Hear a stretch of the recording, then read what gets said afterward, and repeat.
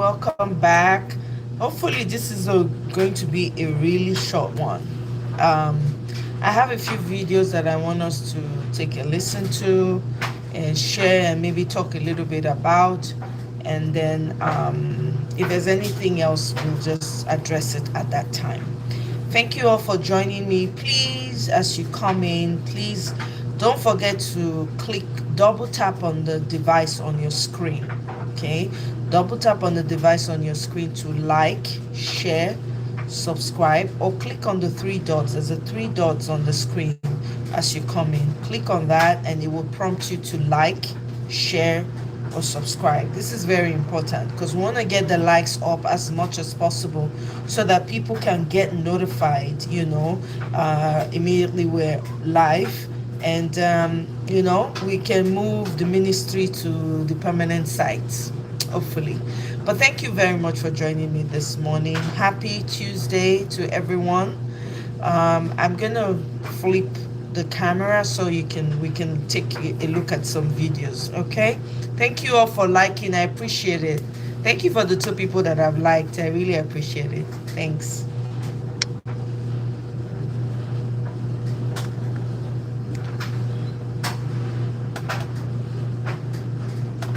Oh, sorry. Let's see. Responsibility.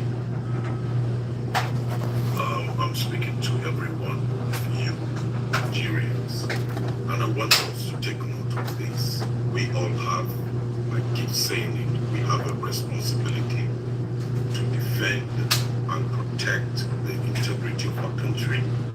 We also have a responsibility to AB, welcome. Good to see you. Thank you for liking. I appreciate. Truth is truth, and truth must not be covered for anything. If there is anything that has been brought up, we must work together to see to an end to this reality. There is this issue that is ongoing about the genocide in Nigeria against the Christians of the Middle Beltans. It is true. We can't deny it.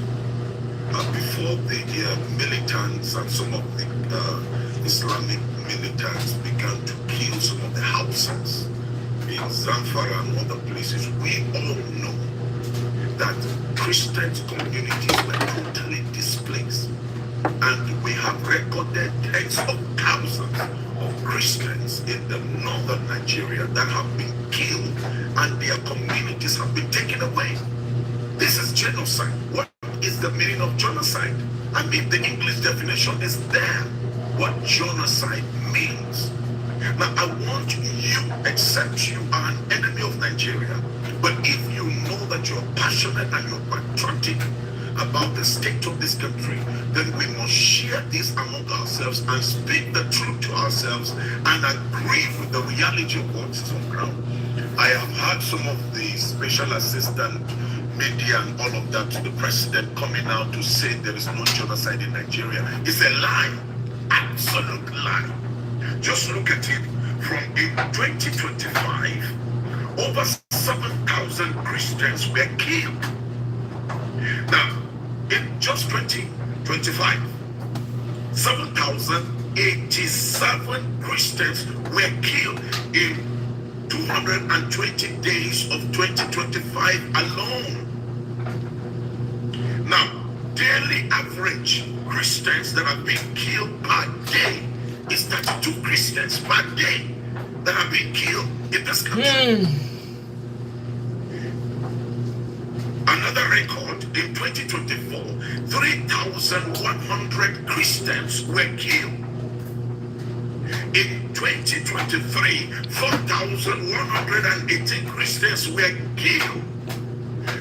Between the period of October 2022 to September 2023, from the documents that we have, 4,118 Christians were killed. We all know about the Christmas massacre that was coordinated by the Fulani militias on the plateau in 2023. You know that 300 Christians were massacred. So you don't talk about Benue. Just within 2023, 500 Christians were killed throughout 2023 in Benue. And you go to this community, I've been there. The Christians are not there any longer. They have been displaced. So there is genocide in Nigeria. And so nobody can tell us lies when we know we have lost so much of our brethren. I have joined in the burial and the mourning of tens of thousands of Christians that have been destroyed and killed in this great country. All I encourage the Nigerian state is to rise up to occasion. Whether it is an attack on a Muslim, whether it is an attack on a church. Tracy, welcome. There's genocide going on. And people are being eliminated, taken away from their community. And I want to say again, we cannot allow a one-party system in this country. It is not healthy. As much as we give our support to the system and the government to succeed, Nigeria cannot survive on one-party system. And I want to say to all these selfish, self-centered politicians, it is time you rethink your actions. Corruption among you must stop, and you must rise up for this time to make sure that Nigeria is salvaged and that together we fix this country. May God help every Nigerian, and may God continue to watch over the system and make things work for the good of everyone. God bless you. Share this with every Nigerian of good conscience. Let's pray. Number two, let participate in the process and make sure that people don't just come on media. I was hurt, I was injured to see some of these media men coming on to say there is no genocide in this country. Lies must stop. Bam. It must stop in our time. God bless you. Nayera. Meanwhile, Christian Association come out.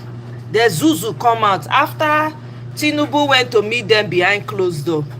They say Christian Association of Nigeria dismisses Christian genocide claims. Says terrorist attacks are patternless. Una dey hear? Una dey hear una Christian Association, all ye Christians. Anyway, let's listen to this Afenifere leader. Welcome, Ifi.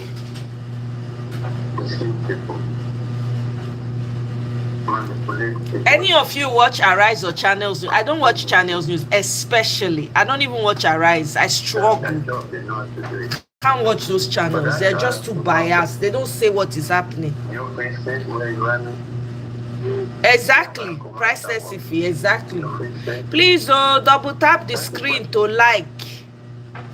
Double tap to like or click on the 3 dots to like. I know say PC people dey here. Make una like. And then as we progress in this conversation, we to want to know the agenda and the capable of change.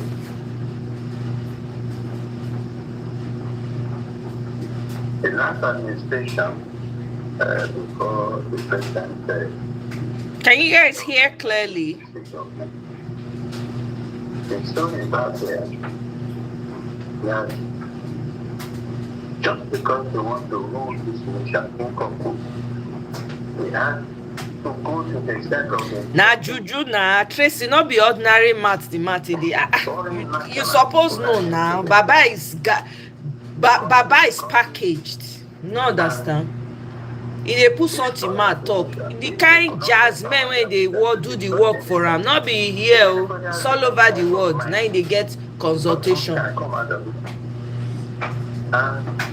from parts of the world that you have never heard of.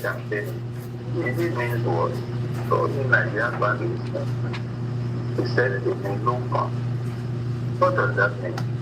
Does that mean nobody else? And together is yes. All those ones are Christians they be. Do you think that those people are serving the real God? I beg you, Tracy, you suppose know all those people they don't chop money. Corruption don't wreck, they don't get vision again. Corruption don't collect the vision when they get, don't collect everything for their hands. Money, greed don't come. So nothing they work again. Corruption don't comot the vision, the prophetic, the whatever, the truthfulness of it, or corruption don't collect am. So they work. So even if they preach, they are like noise, they make noise. How many pastors you don't see come out? Did he not take an outsider, external outsider to come and tell you what's happening in your house? And you have the richest pastors in Nigeria, the biggest auditoriums for Christians in Nigeria, but they not fit talk. Apart from this guy when talk so, and that woman, Pastor Imako, I think that's her name, and maybe one or two more of them. None of them they talk true now. And they not collect money. No, they make too much noise. They don't collect money. 20 years. When you are,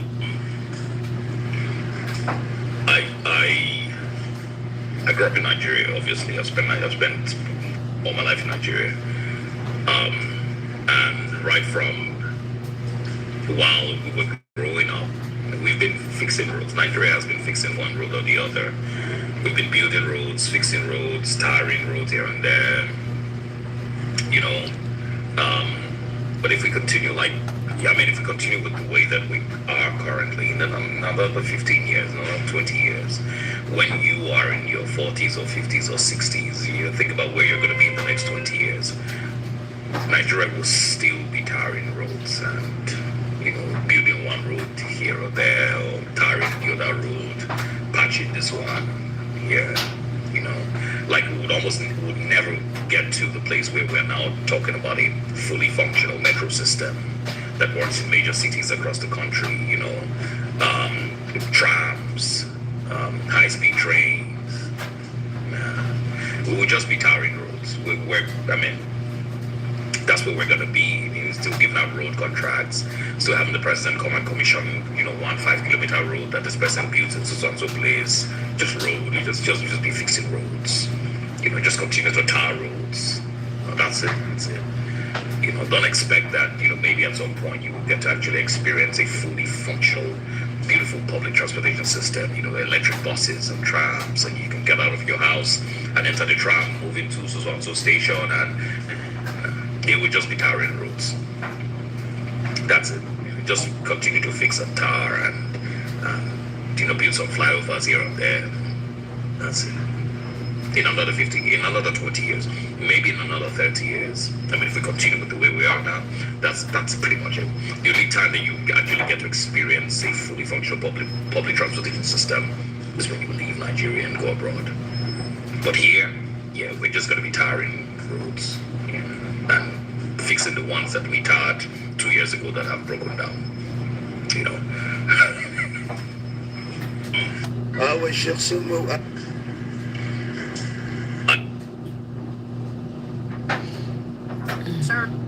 See the names of villages in Yobe that was predominantly Christians before now.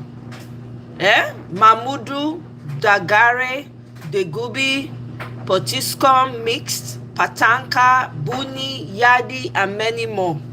They buy all the Christians come out. In Nigeria, what's going on there?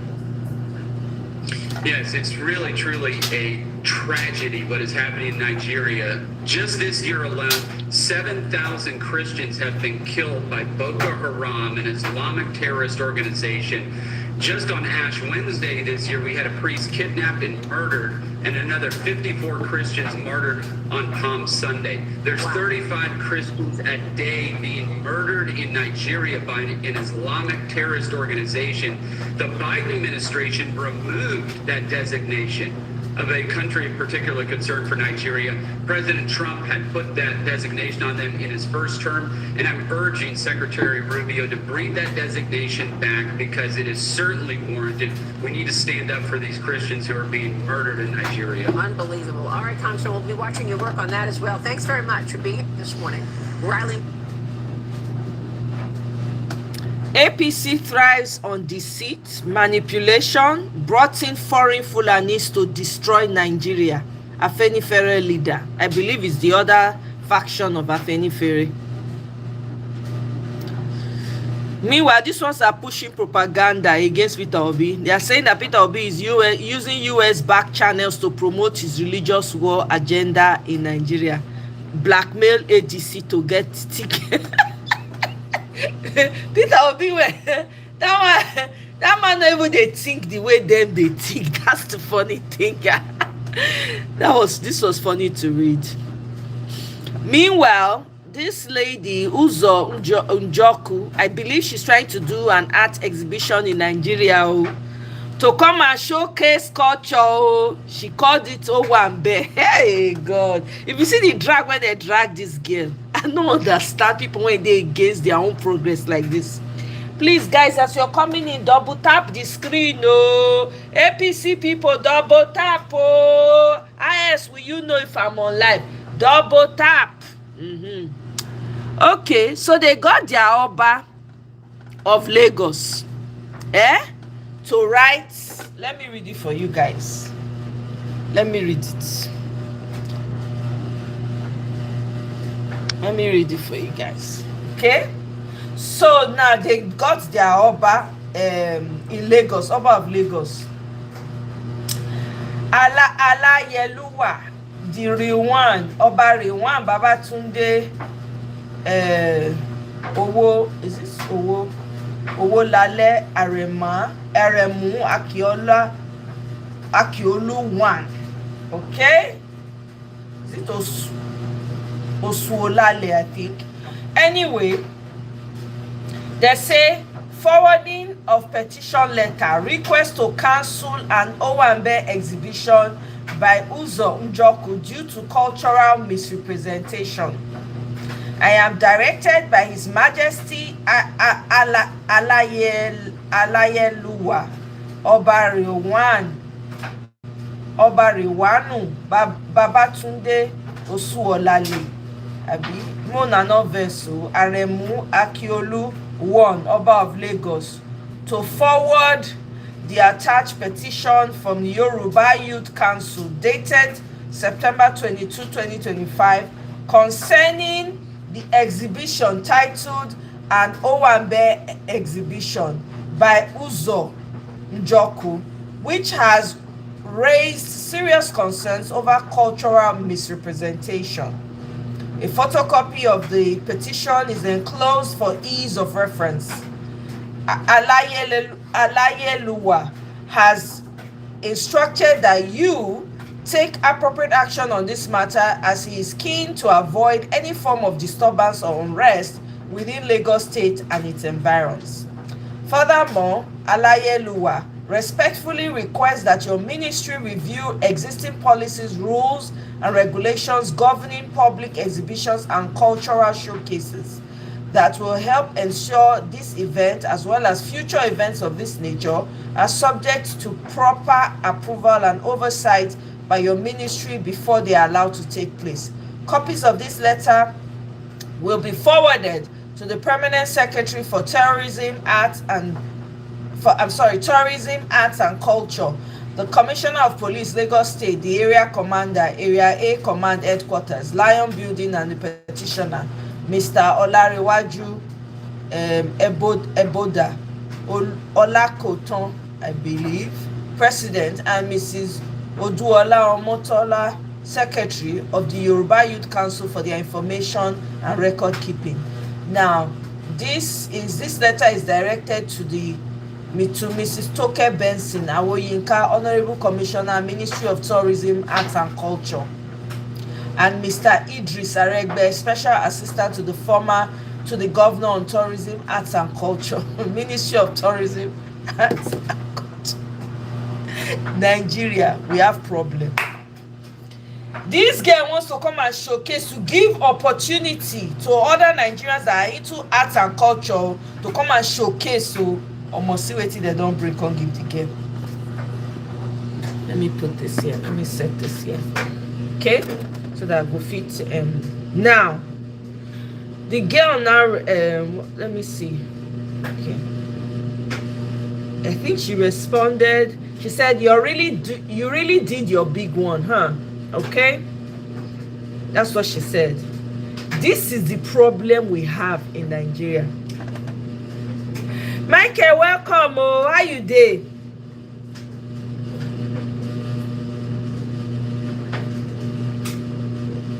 Thank you. Yes, so please hit the like button. Oh, I beg. Hit the like button. Welcome. When I see the fight between Rufai and Umahi, I don't watch the thing. No, I know how they watch. I know they watch Arise News. I did very selective. Maybe we watch them together. Maybe we watch the thing together. Okay, let's watch it together.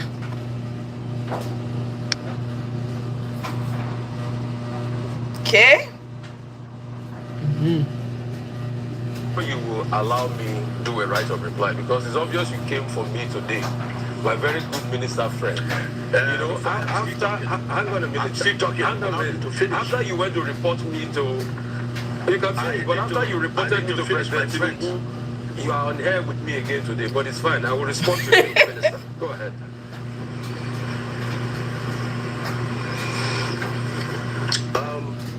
You were putting a. Michael, sorry, you shame now.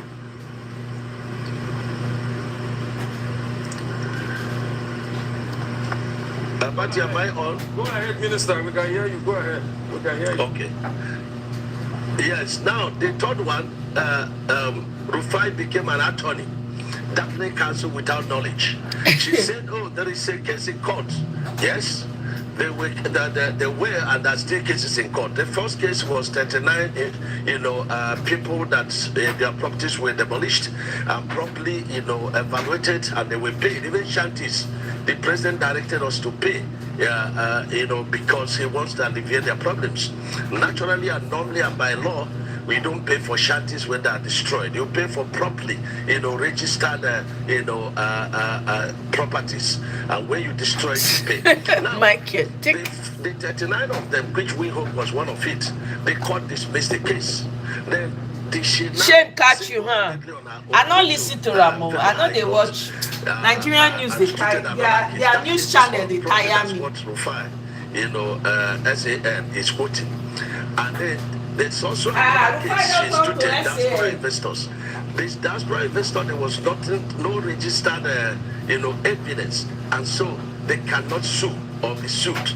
Now the question is, in the court did not put any injunction against the work, and in any case, we had passed the road even before they went to court. If somebody sues you to file, says that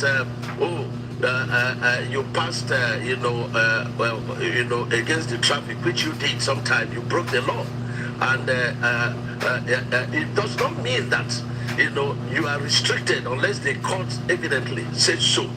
So these are the issues. Now, the diaspora, the investors, who are resident in Nigeria, with me and you, they have come to me, they have sent me a letter, they want to come to the office to see me. And I'm willing to see them.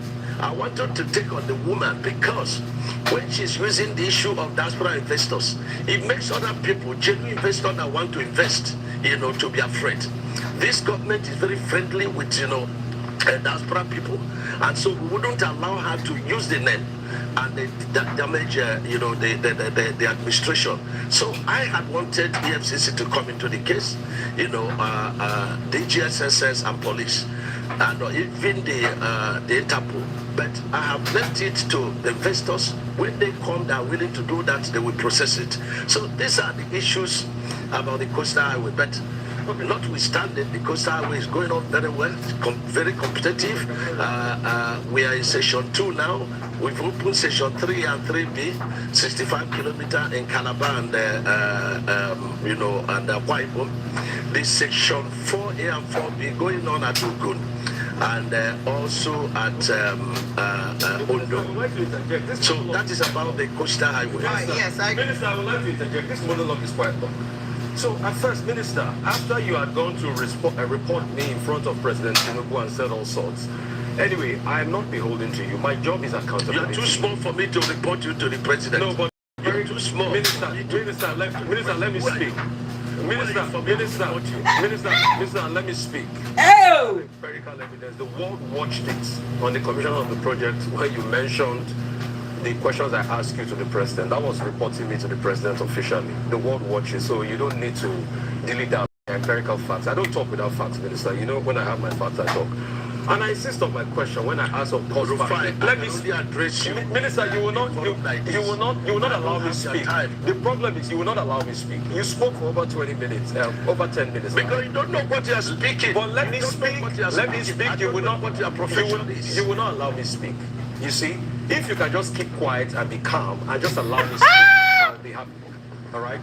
So my question still persists as regards the cost per kilometer. You cannot tell me that we don't have a right to know the cost per kilometer. Even if it's an undulating landscape, give us all the facts and the details of the cost per kilometer. That's all we'll ask for. Other questions as regards the loans taken. Let me finish. Let me finish. Listen to me. Minister, you will not allow me to speak. The minister will not allow me to speak. No. Don't do that with me. Minister will Don't do not allow that me to with me. I was in your studio, and they went the first section. Oh! And I ran the figures. And what you're asking us is 750 kilometers of coastal highway. We should tell you cost per kilometer. So you multiply by 750. That's nonsensical. No, so tell me the cost per kilometer. There's nothing too hard for you to tell me that figure. You've not still told me that figure, so I was right on that point.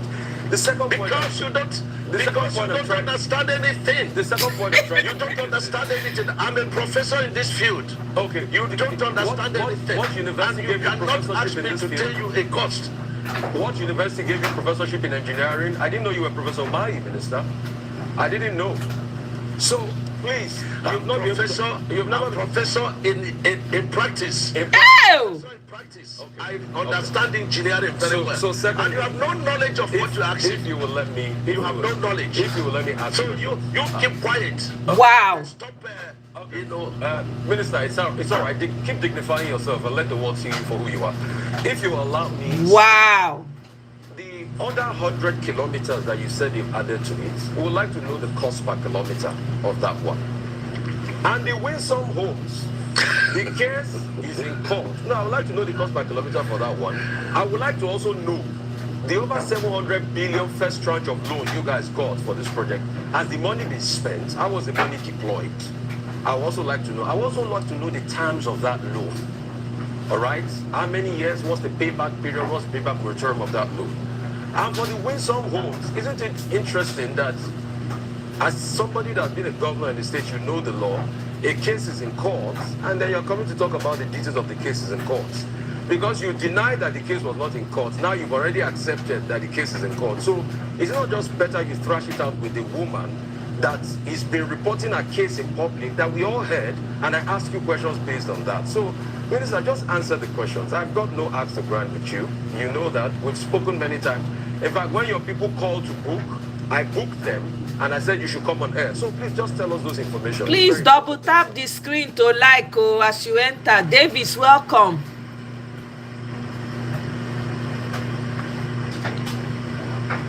He's acting like he can't hear. Even though this guy is not. Hey! Yes, in certain cases in court, you say, you do no case submission. Rufai does not know what he's talking. And I think he should come to learn, one, how to talk. Number two. Wow. Mayo. Ayo. How have the loan been spent? What's the cost per kilometer of these new 100 kilometers? Wisdom Key, I'm telling you, welcome, my brother. I don't know if you're a lady. Either way, welcome. Please double tap to like the screen, though. Double tap the screen to like. Okay. Number one. This guy makes me, it makes me, to laugh. Wow. At a very high level of ignorance. I was in Edo State, and I said, listen, the president has directed, 100 kilometers of the coastal highway to pass through Edo State. And this man is asking me how much per kilometer. Oh, it's a simple question. There has not been a soil report on it. And so why are you asking me, is it to name a child? or to do a birthday for a child that is still in the belly of a mother. That's what he said. So are they doing it? What is the cost per kilometer? What is the cost per kilometer? Listen, in this kind of project, you are not dealing with a cost per kilometer. You can't say this is an average cost per kilometer. So I'm teaching you English now. You can talk about an average cost per kilometer because every 1 kilometer is different in cost from the other kilometer. So you can talk about average cost per kilometer. Now that project has not been designed. The soil report is not out. That process is ongoing, and when that is done, the ministry will do their own evaluation. We now go to PPP and ask for selective tendering of the project, and when people first flew in the sky. Kai! What an embarrassment. The poor in this country. There's genocide against Muslims in this country. There's genocide against Christians in this country. There's genocide against children in this country. To now separate it and say maybe it's one religion or the other. Interestingly, Nigeria doesn't count or do DNA of people who are killed to determine whether they are carrying a Bible or a Quran. So, the number of people that were abducted on a road yesterday, did anybody find out whether they are Christians or Muslims? Whereas the US can nitpick symbolically to say, because they have policies, definitely. They say, there are genocides against Christians in Nigeria. Why is the US not taking the same position in Gaza? That there's genocide against Muslims by Israel. So there's international hypocrisy about that. In a country where they are killing 6,000 people a day, you did not designate the killer as a genocider as government. But you are here. Please, let's be careful. I am not in any way defending what is happening in Nigeria. But I'm just saying that the problem with Nigeria has nothing to do with religion. It's complete irresponsible leadership and insecurity that kills everybody. What about when the terrorists go and kill people in the mosque? When you talk about insecurity in this country today, it happens more in the north, in the Muslim part of the north. Michael. That's the truth. That's where they go to mosque. I think they kill them. Welcome or repent. Toby, welcome. And the people who killed them were not Christians. They're probably people who identify as Muslims. So, but the truth is that we like to water down the responsibility of our leaders by trying. This gives them an alibi. And then the US will come with a policy to say we want to protect Christians. It's okay. Let's bring a big boat and take all the Christians out and see if nobody will get killed again. Hey, y'all come look at this. There's genocide against the poor in this country. Sorry, guys. There's genocide against Muslims in this country. Okay, this is the people in Yewata. Of the Yelawata community, we appreciate the donors, Christian Emergency Alliance. We thank the international donor, the actor who they sent to come and assess the community by himself, Mr. Andy. He came, he promised to return with relief materials, and today we gathering the seed for the community. And then we are thanking him. Aminata, welcome. Emergency Alliance. We thank you in 20,000 thoughts. We lack words to appreciate you. Thank you. May God bless you. Now, the real indigenous Lagosians, they don't fall out. Okay? The indigenous Lagosians are protesting and accusing the Yorubas of tarnishing their image. So let's listen to them.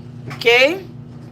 The indigenous Lagosians have accused Yoruba people who migrated from neighboring states of causing unrest and bringing disrepute to the true owners of Lagos. Let's listen. From the Jordan. Royal father from the Jordan. They have become a thorn in the flesh of Elijah people in Lagos State. The honor to left inside him in Osun State to Lagos. The same way Elijah left Osun State to Lagos. Oba Ijora is from Ekiti.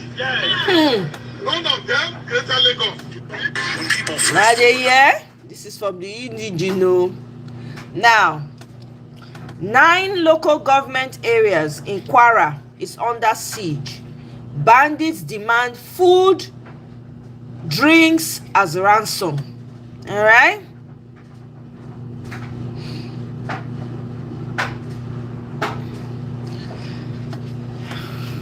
Solomon Dalong says the continuous attacks on Peter Obi by Omokri, Bwala, and Ononuga show that APC lost the 2023 presidential election. This is not news for us, but I read that for those in the back.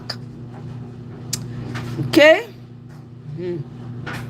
Movement and now recently the former governor of Anambra State and leader of the Obedient Movement and former presidential candidate of the Labour Party in 2023, Peter Obi, was in Arise News. I'm telling you, Michael.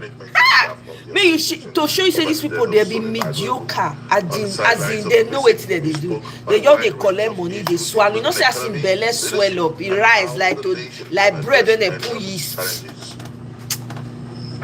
Earlier in the year, I went to visit a Professor Lewis in the Hopkins, who wrote Wine Growing Apart. If you Google it, you see, it's a book about Indonesia and Nigeria. How 2 countries, the same trajectory. One grew this way and put their people out of poverty. The other one took their people into poverty. Because of that, through that connection, I was able to get opportunity to visit Indonesia for 1 week. Met from Minister of Education. I say, how do you people have 90-something% literacy? Minister of Health, we met. They have 95% insurance. In fact, Indonesia has the best insurance today of any country you can think of. Once you're sick, you're cured. Every village have a functional primary health care with at least 2 nurses working there and a doctor that visits maybe 3-4 times every village, and they have 3 times the number of villages we have, and it's functional. Make minister of small village, make minister of small businesses, you know, met the vice president, met the president Widodo.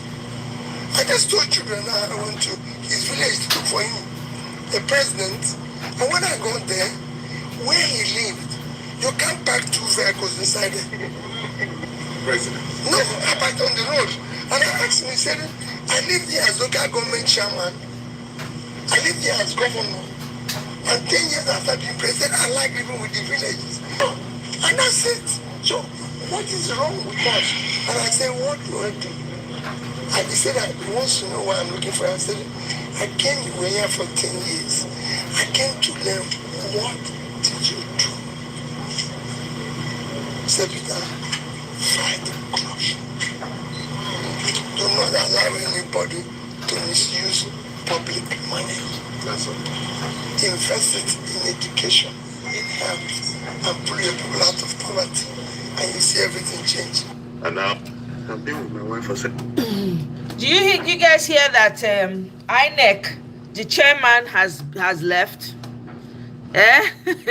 Tracy, you say waiting. For this Nigeria when we dey fight for, person need to get mouth. Abi you no know. Hey God, who no get go learn am now. Yeah, this same tell Arise News anchor earlier this year. Abina last year when she asked about environment, you remember that interview when the man they talk say no they hear English. He begin exactly. Oh, Wisdom Key, come and lead the front now to kick out the old president. Why don't ya make I rephrase and back to you. Wisdom key. Why won't ya come and kick out the old president out of Nigeria? Come and lead it for us, because you say na play we dey play for here.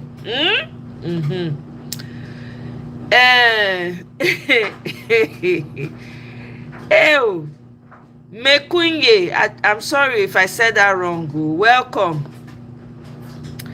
Na PO Wintu, we all know that one exactly. Una hear say INEC chairman don leave, na another one they don replace am with. Make I play that, make I see whether I go fit see that video, play am for now. But in the meantime, make we wait first. I think I have CO masked gunmen. They ambush Osun Amotekun commander and redo his vehicle with ta. Okay?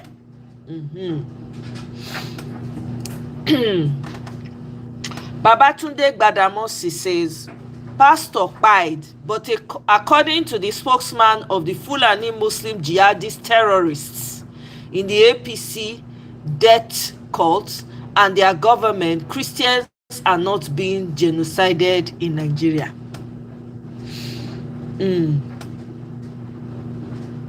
Into office, they were telling everybody that this administration. Remember when this government came into office, they were telling everybody that this administration gave all the governors 30 billion naira.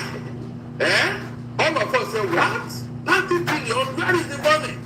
It was not in there because he's a PDP governor who raised the alarm and said, look, we didn't receive any money, any 30 billion. That was when they now recounted and said, it was during COVID-19.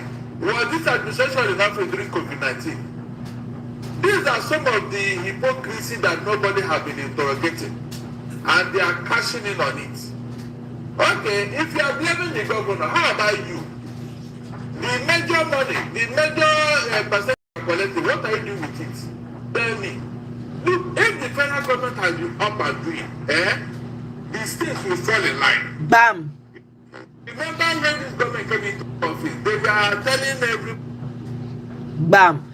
This man, I've been using my eye to pay attention to him for a while, because I hadn't seen him for a while. I was kind of worried. So when I found his video, I was happy. Somebody talk say, Una Ojoro done too much. That he no named one Nigeria again. Now hold the person unlawfully, now hold on, hostage. Begin the suffer. Una they find way to buy him technologically, systematically. Una the Kanu is not a terrorist, but they don't hold on for detention over 5 years. Una don't know the movement and the aim of Una the Kanu. I am just so disappointed to the kings, the traditional ruler of the eastern region of this country. I'm so very disappointed to the governors of this country. What did they do now? They can't so no person from the north. They go try am. Then the president will comfortably sit under his seat with peaceful and mind. What did they do now? They can't so unlawfully. They want to buy somebody when they go kidnap from Kenya without they don't need any ammunition or weapon under his possession. Why the terrorists of this country that are moving around, killing security agency, killing villagers, kidnapping people, raping women with a sophisticated weapon? They are being going on having a peace deal. When people first flew in this. When I hear say una INEC chairman don't leave, he don't acting INEC chairman don't replace him. Una don't hear. I say make I bring am to una. Be like say when I talk am, una not hear the first time. INEC, the INEC chairman correctly, the leadership of INEC should bury their heads in shame. The professor of INEC, the INEC chairman correctly, his tenure will soon be finishing. In a normal society where there is a rule of law, the INEC chairman should be on the subject of investigation. Double tap the screen to like, double tap the screen to like, or the 3 dots to like, share, subscribe. Electronic technology game changer. You needed about 150 billion and all of the position papers you did. Sir, on the day of delivering, you said the Senate result could pass through the server, but the presidential could not because there was a glitch. Sir, do we know what caused the glitch? Has INEC told us why we should not have further glitches moving forward? The politicians have they come out to say, in the minimum, let us know why taxpayer money should be wasted in such a misadventure, and on the day of delivery it fails. Until date, there is no conversation about electronic tech. In fact, the 2023 election has not even been reviewed by this current INEC chairman who is about to go. And when you say the people do not trust the process, INEC data for 2023, total number of registered voters was about 93 million. Collected PVCs were about 87 million according to INEC. The total number of persons who voted in that election were less than 28 million people. Sir, why do more than 50 million people take the pain of registering, collecting PVC and are not interested? It's simple. Nigerians do not trust those processes or those activities we call elections. In the words of one of the African Union observation team that came in 2023, they say what we came to do was not election monitoring, it was a crime watch. Imagine leadership that comes from a process of criminality. How does the country move forward? And INEC is telling people that it's not about. So for us now, it is to block the loopholes. If the judiciary had done what they needed to do, we will not be where we are. But unfortunately, the judiciary have decided to be a willing tool in the hands of the politicians. So we need to plug every loophole and ensure that there is less human interference no matter who is running the agency, and then mobilize to protect your vote. But I personally believe that what will change elections in Nigeria is an electoral revolution. Traveling on their own. Well said. Well said. Anyway, let me go. So I think I have a video that that spoke about INEC official leaving. I want to see that video. I think it's Aisha that did that video. Let me see. Aisha Yusufu. Aha, you are. The best way to make bulges disappear is not extreme diets, not tight shapewear. It's Sorry, not surgery. guys. It's not. Hello, everyone, and of course, breaking news.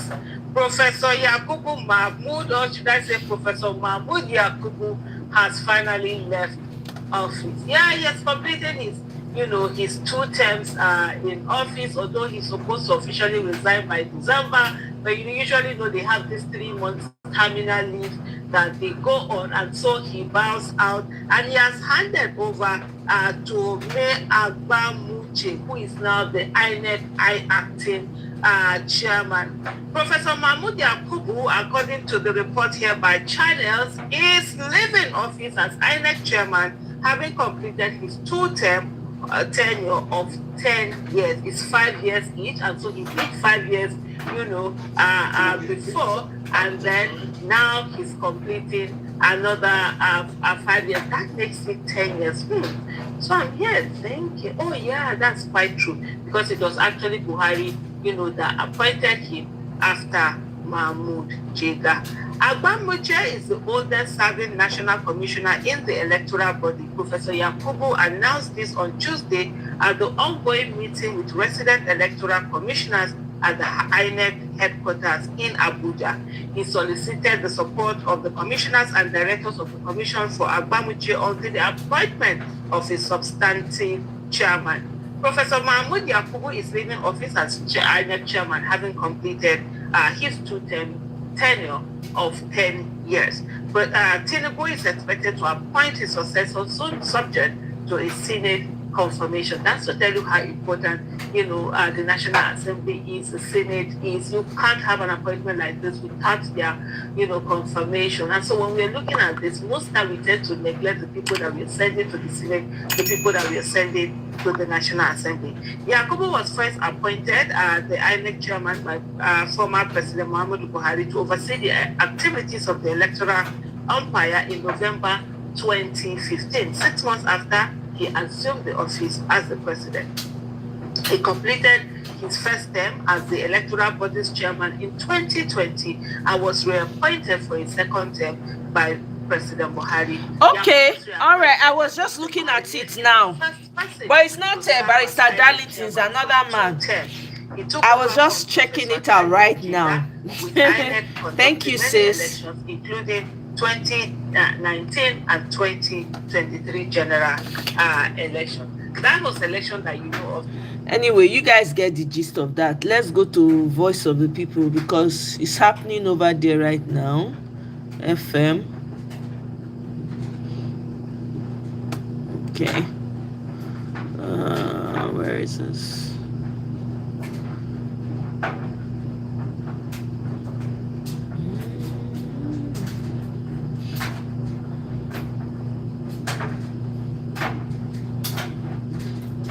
Where is the...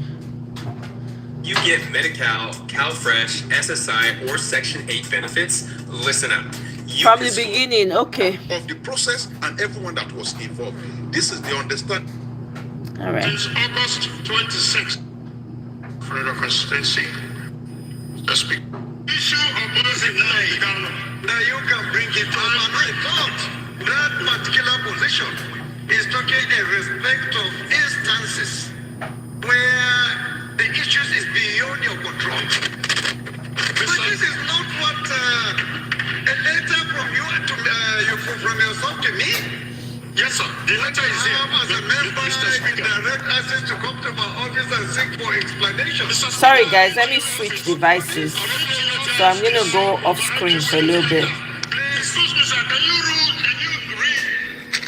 the article, Rule 6, Subsection 2, to know that Honorable Obi Agocha, I represent the great people, Mr. Speaker of Iguano, Omoye North and Omoye South Florida constituency. Mr. Speaker, I'm an Abia man. Mr. Speaker, I rise on Order 6, Rule 2, Matters of Privilege.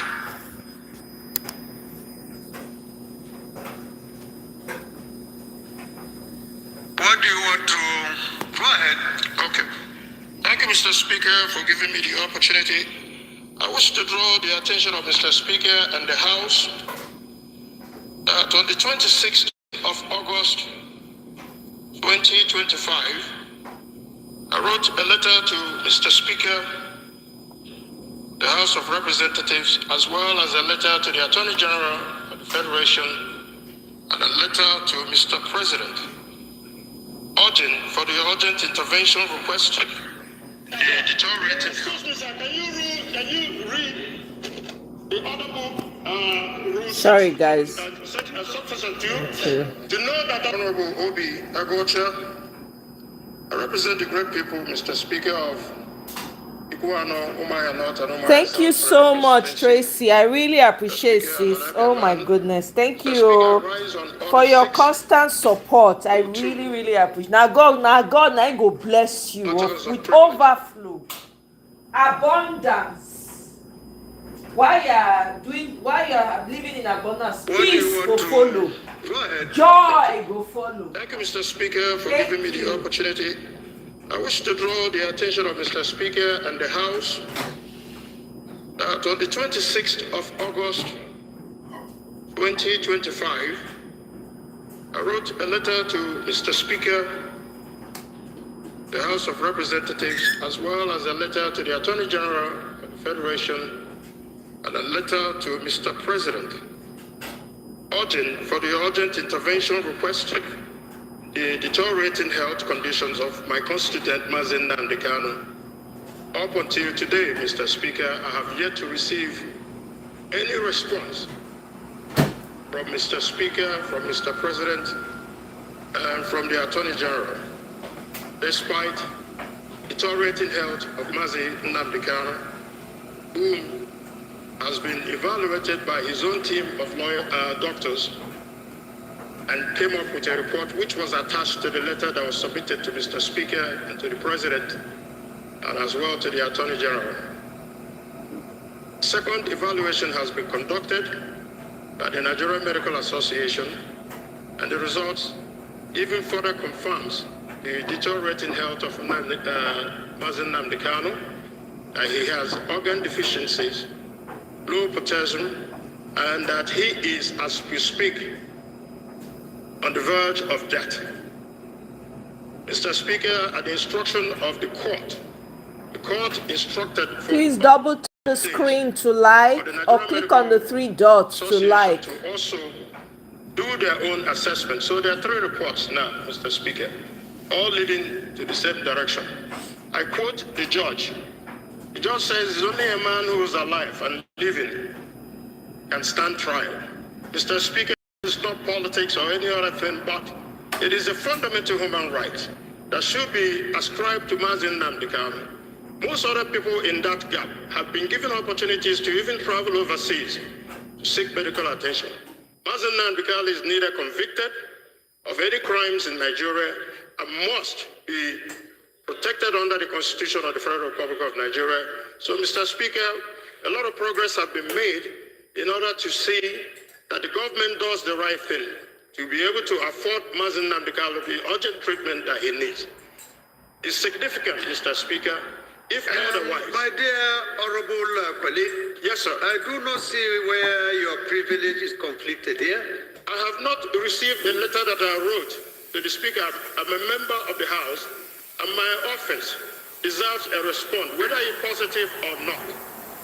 But as a member, and the letters were received by your office on the 27th of August, right here. Is the letter you wrote to Mr. Speaker's office just a notification? Not a notification, sir. For a certain action to be taken? Yes, we requested for a certain action, which was to intervene in the medical condition of Mazi Nnamdi Kanu, whom is now, his health condition is deteriorating. If it is something specific to the office of the Speaker, Honorable, I find it a little bit intriguing that you will come by way of a privilege to demand action to be taken. Mr. Speaker, the letter was written. The Speaker that you have that. Hold on, guys. I'm sorry about that. I just want to go to maybe somewhere that we can. Organized a press conference where he was interviewed, indicated he's running, and that. But the Nigerian Medical Association.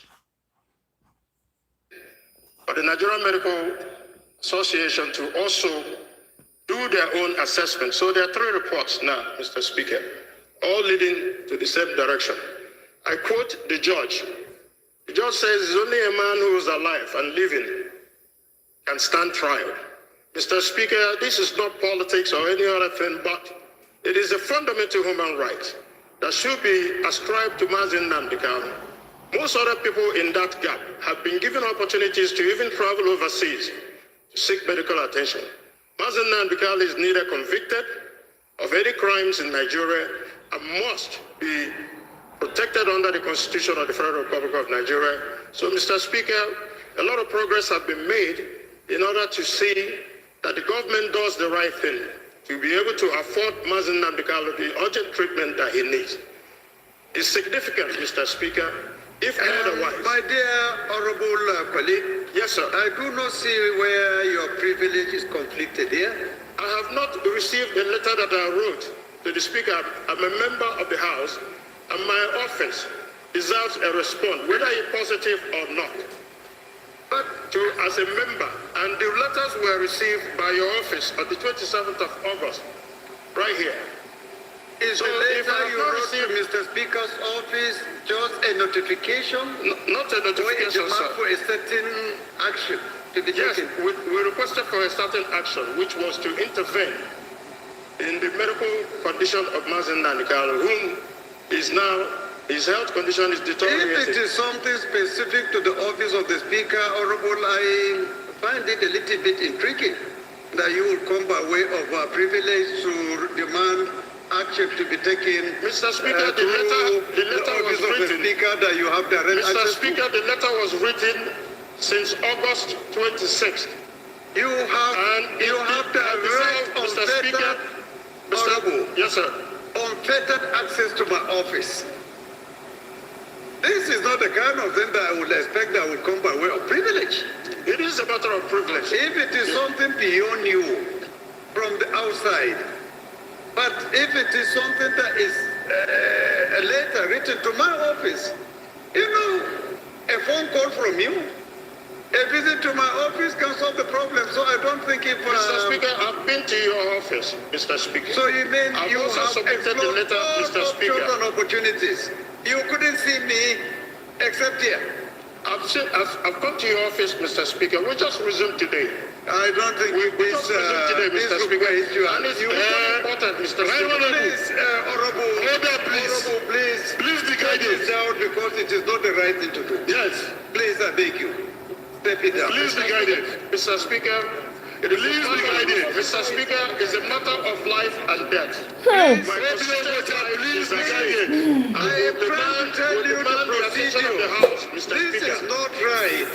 Step it down and see me if you want any action concerning any letter you have written to me. You don't need to go by way of this. Please be guided. Excuse me, sir.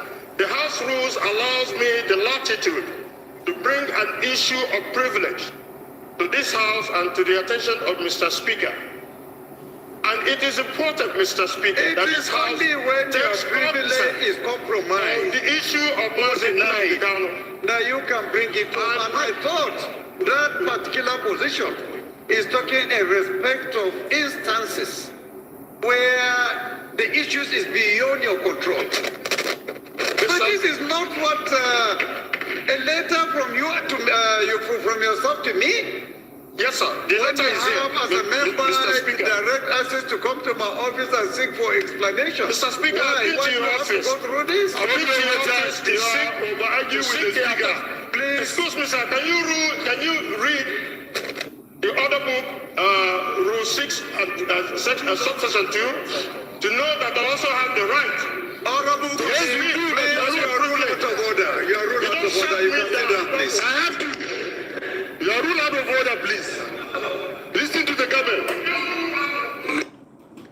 All right, that was a controversy that erupted at the Senate today concerning between Honorable Agwocha and the Senate Speaker. Apparently, the Speaker was asking him to meet him in his chambers. This is basically how they deal with issues of sensitive matters like this. You lobby. You meet the speaker or those of import, you seek some certain persons that will support your proposal. That's how it works. Honorable Agwocha did not want to go through all of those bureaucratic bottlenecks and decided to speak about it in the House, likely since the whole process is usually being televised, and they asked him and ruled him out of order. So he said he has written, and that since he wrote that letter, it had not been attended to, and that was what made him raise it at the floor earlier today. Meanwhile, President Bola Ahmed Tinubu has summoned a Council of State Police Council to a strategic meeting. The President summoned a strategic meeting involving the Council of State and the Police Council. This development was made known in a statement which was released on Monday. Due to the insecurity in the country, the President is meant to meet on Thursday, October 9, with the Council of State by 1 p.m., with the Police Council by 2 p.m. The venue is at the Council chambers. The statement conveyed the President's request for members to participate either physically or virtually. It added that a high-level meeting underscores President Bola Tinubu's commitment to addressing personal and pressing national issues, ensuring the safety and security of citizens. If you had listened to the World News at 6, you heard me when I talked about U.S. Senators Ted Cruz, Riley Moore, and Andrew Scheer, all calling out Nigerian government and the Nigerian politicians of keeping quiet while there is supposedly genocide against Christians. Nigerian spokespersons, influencers have been debunking that insecurity is not looking at the religion. All communities are affected, whether Christians or Muslims, and that it is something that they are dealing with, supposedly, and they're asking for their help in that regard. But some persons think that it's a blackmail against President Bola Ahmed Tinubu's administration ahead of 2027. Maybe there is something they want him to do that he's not doing.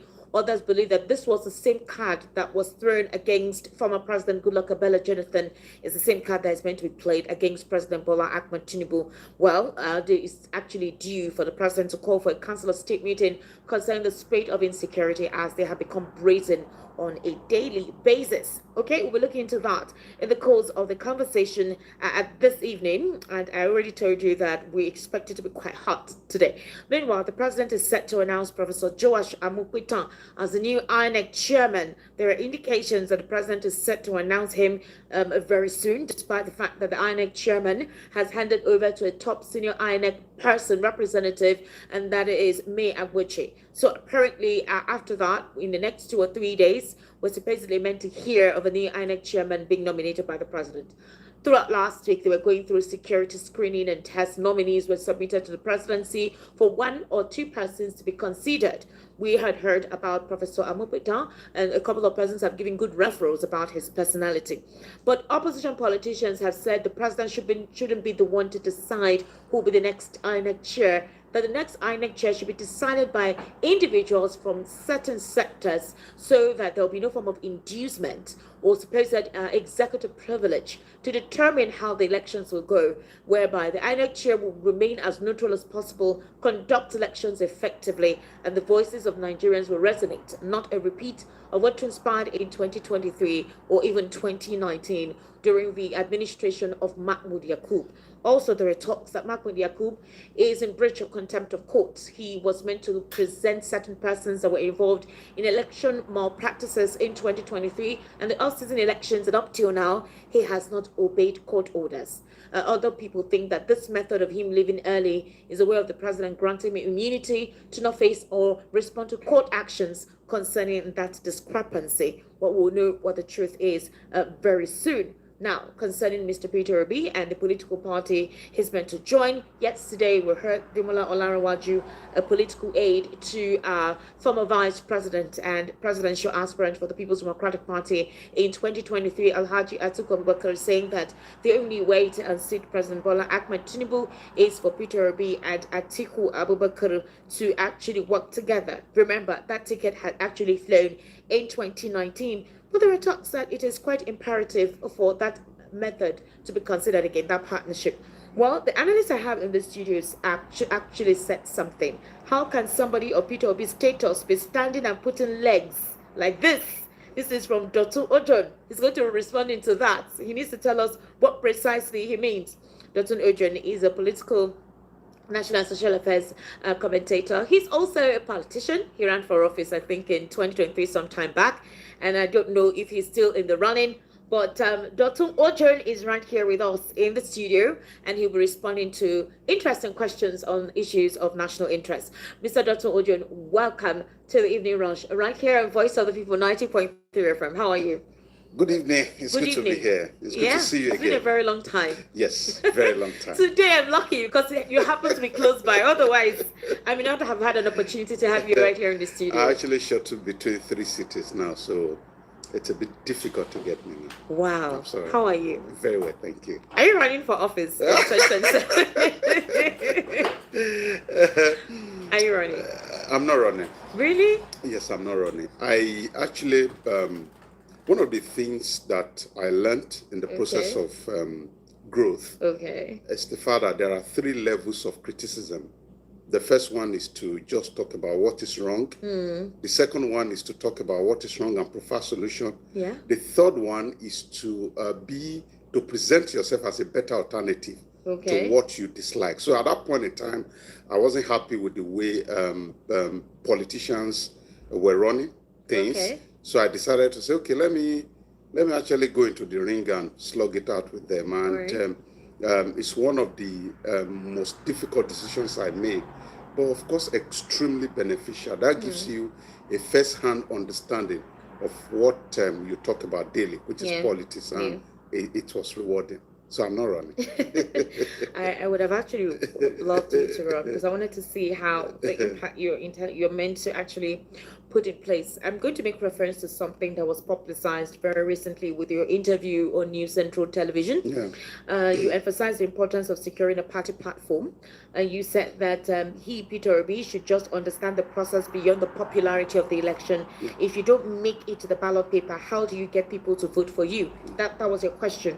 You expressed concerns about what you perceive as Obi's uncertain political positioning, stating you may not understand how can somebody of Obi's status be standing and putting legs like this. One is here, the other is here. And you acknowledged his widespread support, during the 2023 elections. You argue that popularity alone is insufficient, and that's why there's nobody, including the man that is on the seat today, that was as popular as Obi in 2023. He was extremely popular. People thought that he'll be able to build on that.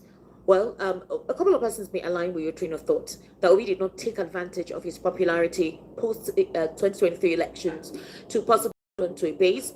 There were talks that he ought to have handled the Labour Party matter very well as a leader, just like President Bola Ahmed Tinubu is doing with the APC. Others say that Obi is a candidate. He's not at the management or yes, deciding factor in the Labour Party. He came and met those people. They gave him a ticket. So there was a leadership that was meant to handle the imbroglio within the Labour Party. Yeah. Now, after 2 years, a lot of secrets have been coming out about what transpired in the Labour Party, specifically about Julius Abure. And I have an audio leak here of certain things that took place in the Labour Party pertaining to Julius Abure, how he destroyed the party, how he is a stooge for Adams Oshomole, how they go about their local politics, how grassroots politics is even more corrupt than the elitist politics that we know, because that's where it starts from.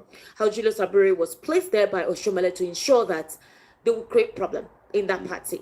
Wow. Make it seem as if there is no opposition, but in reality, PD, AP, SD, all of them are APC that is in charge. I really don't know if you understand where I'm coming from. Hey! The secret is open, no, Abure. And the Sun recently, they brought up a particular result sheet that Peter Obi won the elections in 2023. They could not announce for. And post-election, we'll be hearing all of the media aids slam. The agenda is slam Peter Obi anyhow that you can go about it. Others feel that Peter Obi may not be able to hold on. Kene, where have you been? Troublemaker, you don't land when you come. Some people think Wahala not dey finish oh. How you dey? Others believe that you are eating garri. You don't finish the tiger nuts. Yesterday, and he said that proposition is it goes at all. So, the stream goes well with the back. What do you mean by that? To what you said on News Central? It's a lot. It's a lot, and I'm not just going to be doing. No man, now we soup you dey use take chop the eba. You know even invite us. Bad manners. You are vegetarian, no meat in your soup. I beg go and sit down. You be vegetarian, you know they eat fish. You know they eat mushroom. Which one you they eat now? Tell us. Good people tend to be emotional when it comes to political issue. Now, the first thing I will make very clear is that one party in Nigeria today, there are 18 plus one political party because we just have youth party just recently, making it 19. When you look at them, no party is better than the other. No political party is better than the other in Nigeria today. Okay, what kind of mushrooms? And for you to be able to know whether you know understand you they chop the one when you're supposed to chop. You need to understand beyond being a candidate. This is what I did. I actually ran for office. I ran for the governor of my state under the Young Progressives Party, YPP. Yeah. What year? That was 2020. 2020 or 2019? 2020. No man, Tracy, leave and Kenny. I leave and Tracy. I want catch her. Clear understanding. Person will be Alakija this. They carry handbag. They call you the form. Who runs the activities of the political party? So what did I do after running for office? And I knew that I had something to do differently. What I did was to hijack the structure of the party. The word hijack may sound negative to people, but that's the only way to get good people to emerge as anything in Nigeria. Today, just today, I had a meeting with a man who came and wanted to use my platform, from the US. Lofty idea, but they told him, they warned him that as you are coming, don't fall into the hand of a professional politician. He's running from my state. And after they did, according to him, when they did their investigation, they said the only person, according to him, that is running political party now that will not 419 you is Dr. Ojon. Go and meet him. We just had the meeting today. And after going, he said, please, sir, do you know the normal way? Put your account number. I said, put your account number where? So one thing that Peter Obi did not understand is that he thought Labour Party was different from the ruling party. It's a lie. No political party is different. They're the same. You only see people, unfortunately, people only want to run for election. They don't want to concern themselves with how political party is run. If you continue to do that, you will have problem. And that's the problem that Peter Obi is having. Unfortunately, putting your one leg in Labour Party, putting the another in ADC is more ridiculous than even staying in a political party. So and I'm going to quote one.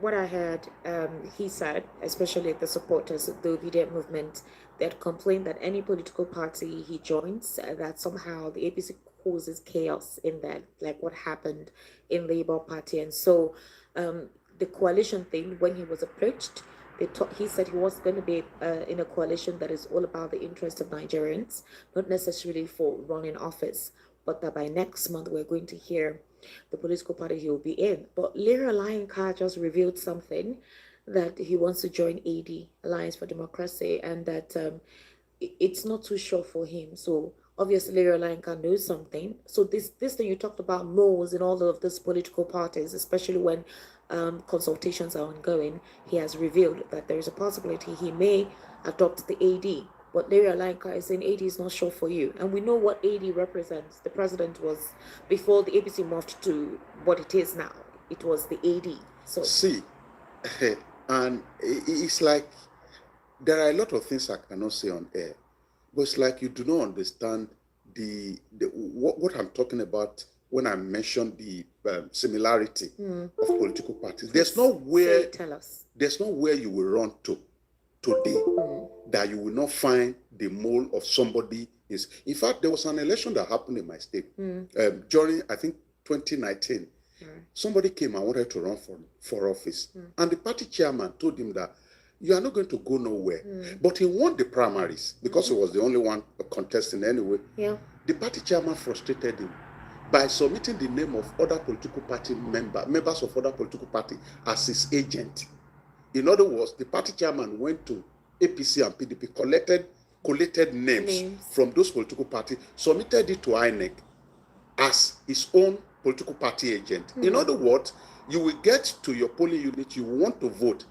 All the people you call your polling unit agent are actually members of other political parties. So easily, they have manipulated you out of office. So it's not a subject of one party. What I'm saying in essence is that when I ran for office, I knew there was a problem within my party. In fact, the first problem I identified within my party was my woman leader.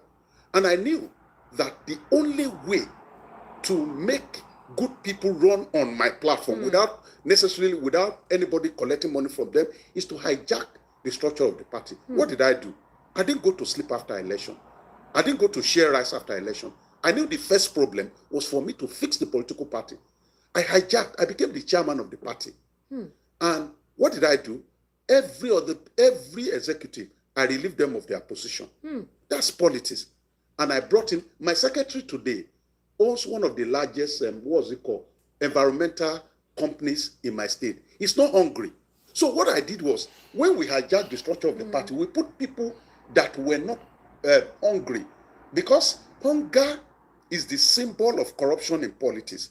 Majority of even in Lagos that we are in, if you line up 18 political parties and their chairman, they are probably hungry. They are only waiting for the next election. That is what Peter Obi did not understand. That's what I'm saying. If you understood this, that before in Nigeria there's no independent candidacy. So you need the political party first. And you have to have 100%. I'm sorry, guys. Kene, you are not. You are. You are like just wool blanket. She's married shy, even though you told her you are not after her money. Hey, Kene, Kene. You when they tell Alakija say, when you tell people they brag for people, say you rather cry in a Lamborghini than keke na pep. Now you, I don't know who you want gaslight with this one. I don't understand. I'm telling you, Kene is denying the obvious. Please double tap on your device screen to like. Kene, we just say we don't know you for here. I beg. Assurance that you will be a candidate. The problem is facing now is in 2022, he didn't face this kind of problem because people didn't know that it's going to give them this kind of trouble. But now it is clear. Before the 2023 election, nobody could have said that Peter Obi will win Lagos. That's one of the miracles. Beyond we rig election, Peter Obi has done the first phase of what he was supposed to do, and which is telling people that this thing is possible. Before now, excuse me. Sorry. Yeah. Sorry. Before now, when we were running on what the people call smaller party, they told us we were wasting our money. They said, oh, you can't win. But now, the believability has been created in the community that if you are credible enough, if you are marketable enough, you will be able to get vote. But beyond your credibility and marketability is the understanding of how politics works within your own political party. The problem Peter Obi is having now is not with the electorate. It's with the few people within the party who will eventually make him a candidate or not. So the politician is somebody who understands how to move from being, what do they call before you become a candidate? From being an aspirant to becoming a candidate. Once you don't have this understanding, you will buy form. Nobody is saying you should not buy form. That, in fact, our president today, Asiwaju Bola Ahmed Tinubu, that is the only thing he understood. In fact, people thought that the miracle was in the secondary election. No. How was he able to defeat a sitting vice president in the primaries? How was he able to defeat there's this other Ahmed, the city senate president? Ahmed Lawan. Yes. And you remember that before that primary, people had come out to say power will remain in the north. So that Ahmed Lawan was actually the preferred candidate of the president. Well, a couple of persons thought that was a facade. So the president already had an agreement with former President Muhammadu Buhari. After your 8 years, there's a turn of the Southwest, and I am going for the gun. That the other aspirants that were presented was just to make it seem as if it was open, but everyone already knew who had been agreed to be chosen. Including the vice president, the then vice president. No. The then sitting vice president, Professor Yemi Osinbajo, could swear with his life that he was going to get the ticket. There are a lot of things you can't say on air. He met with the then sitting president, and he encouraged him to move on. He met with him. That means Muhammadu Buhari did not actually want President Bola Ahmed Tinubu. Nobody knew his mind. He was just quiet. But the actions at the time indicated so. The then, excuse me. Sorry. The then Minister of Transportation also met with the then city president. And that one gave him go ahead. So he was practically giving everybody go ahead to go run for office. Such a man did not come across to me as somebody who had made up his mind to support one person. Okay. He didn't come across to me like that.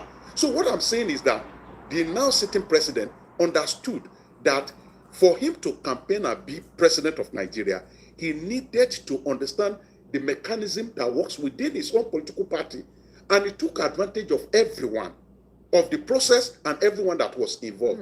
This is the understanding. And, you know, it's very easy to say, you are going to abuse everybody. Yeah. But with what has happened now, for some of us who have been candidate before, who also now have understanding of how political process works within the political party, I think he needs to learn that. And running from one party to the other, unfortunately, is not, if it comes to my party today, before tomorrow, you will have seen more than 100 people who will be working for the interests of the other party, who will come to my party. And these people will be big people, big shot, big guns that will come. So it's not about running from one political party to the other. I just think it's about making use of your intellect, your political sagacity within the party that you are in, so that you can at least, at the end of the day, become a candidate. Okay, so in that particular regard, do you think he has learned?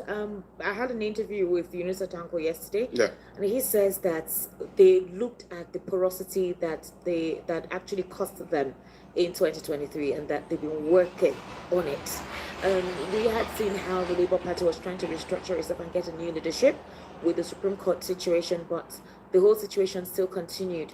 Now we don't know precisely what's happening with the party, if it's Nenadu Usman that is officially recognized, or if it's Mr. Julius Aburi, even if the Supreme Court has said you should not parade yourself as INEC chair. Now, being that aside, he has been with the ADC ever since the coalition mentioned, but after that, he organized a press conference where he was interviewed, indicated he's running, and then obviously, you know, the South actually has only 4 years to go, and he said he doesn't mind doing that. A lot of condemnation and backlash from his people and even the opposition feel that how can you do only 4 years when others do 8 years?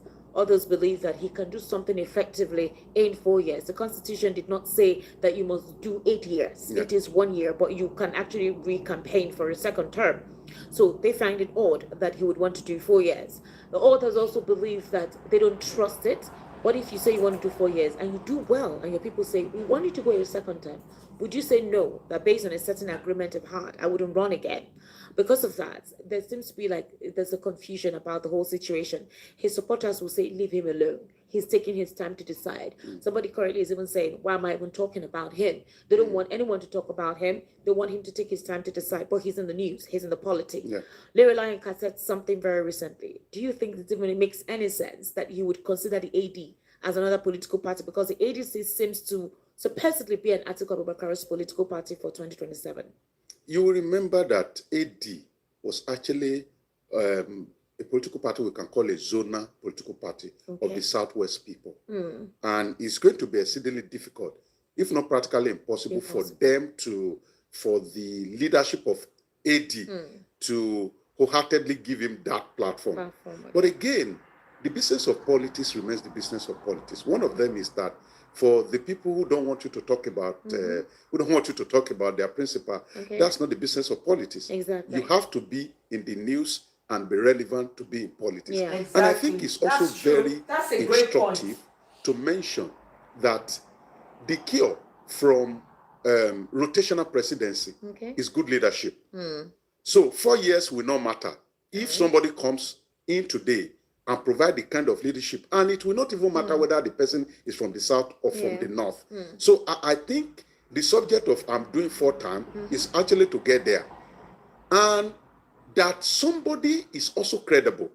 It's not a certificate that the person will be able to manage Nigeria very well.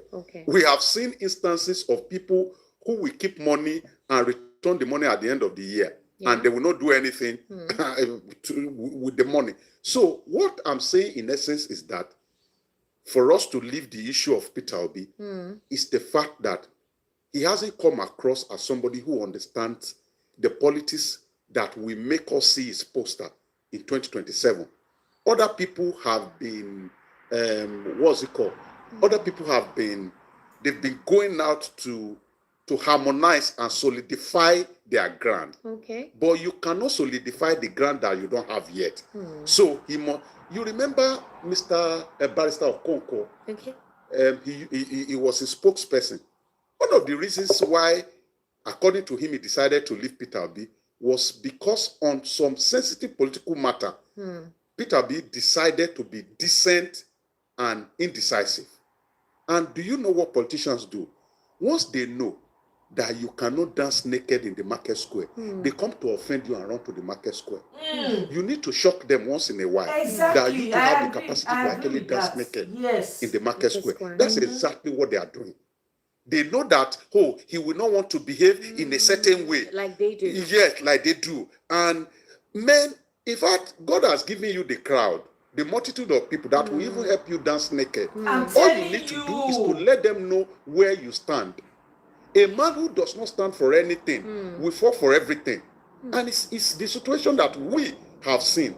And it doesn't matter what people in the public says. How many people have run for office? How many people have managed political parties? So a lot of the people don't even understand the intricacies that are involved. Let me tell you, a political party today that wants to run for, okay, let me even bring it home.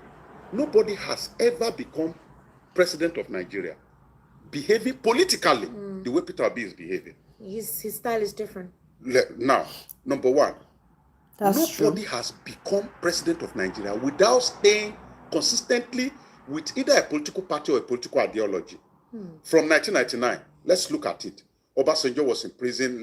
Let's just say he came and became.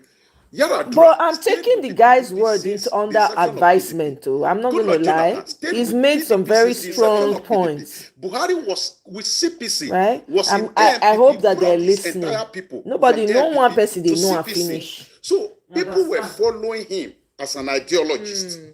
So Tinubu consistently had been with the AD.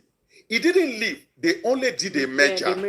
You understand? So there's a level, the kind of position you are looking at will decide some of your action.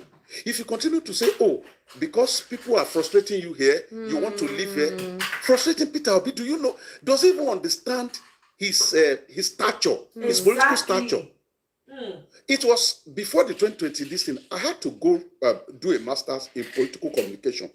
And one of the things that I have seen that maybe a lot of them have not seen is the fact that Peter Obi himself does not know. I was in Asaba the other day. He waits. And he thinks that he will be in a place, some people will frustrate you. No, it's because you are not deploying that power. You are supposed to be frustrating everybody out of the party.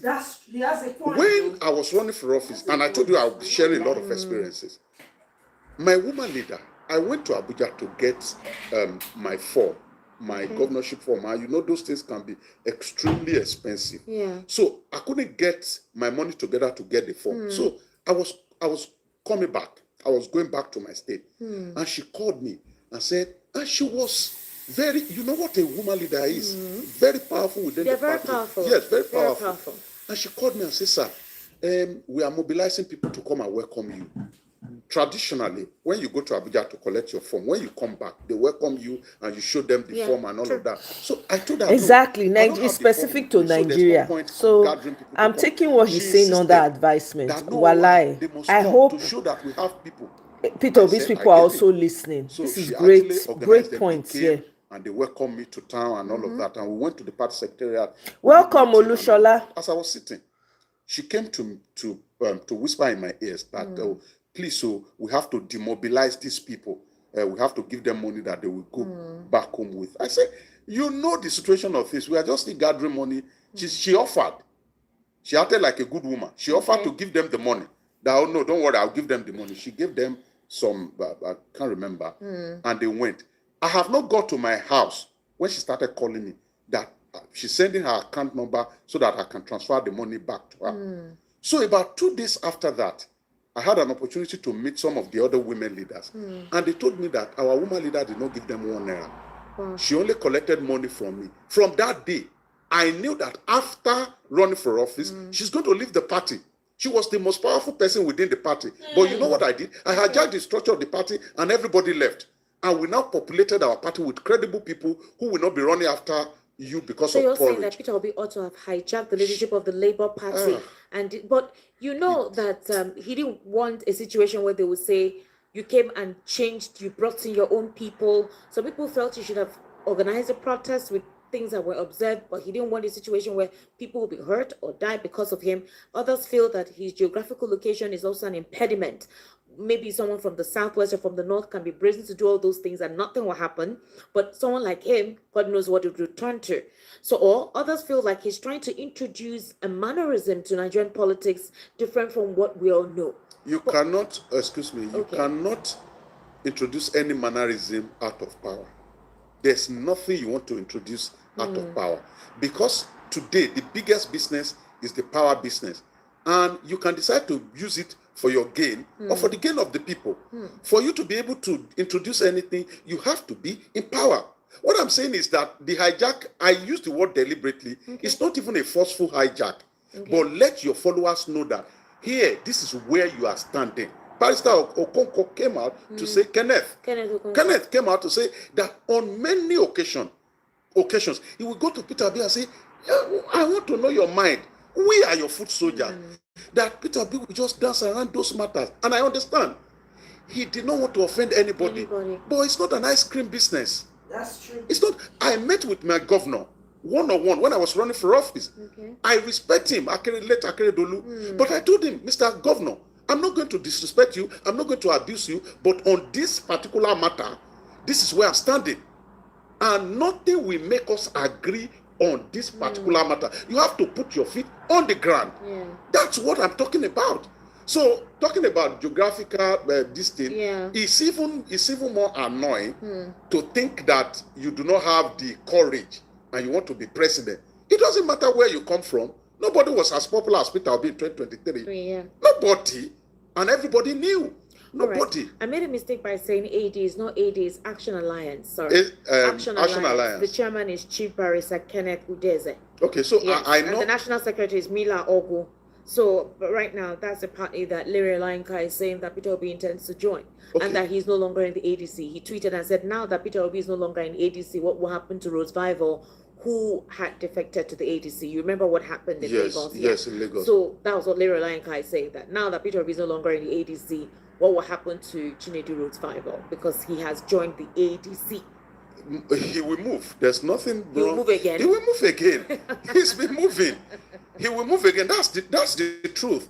But you remember that it was the ideology of Peter Obi or Peter Obiism that brought Vival to the limelight. Yeah. So if he decides to move again, he's still under the umbrella.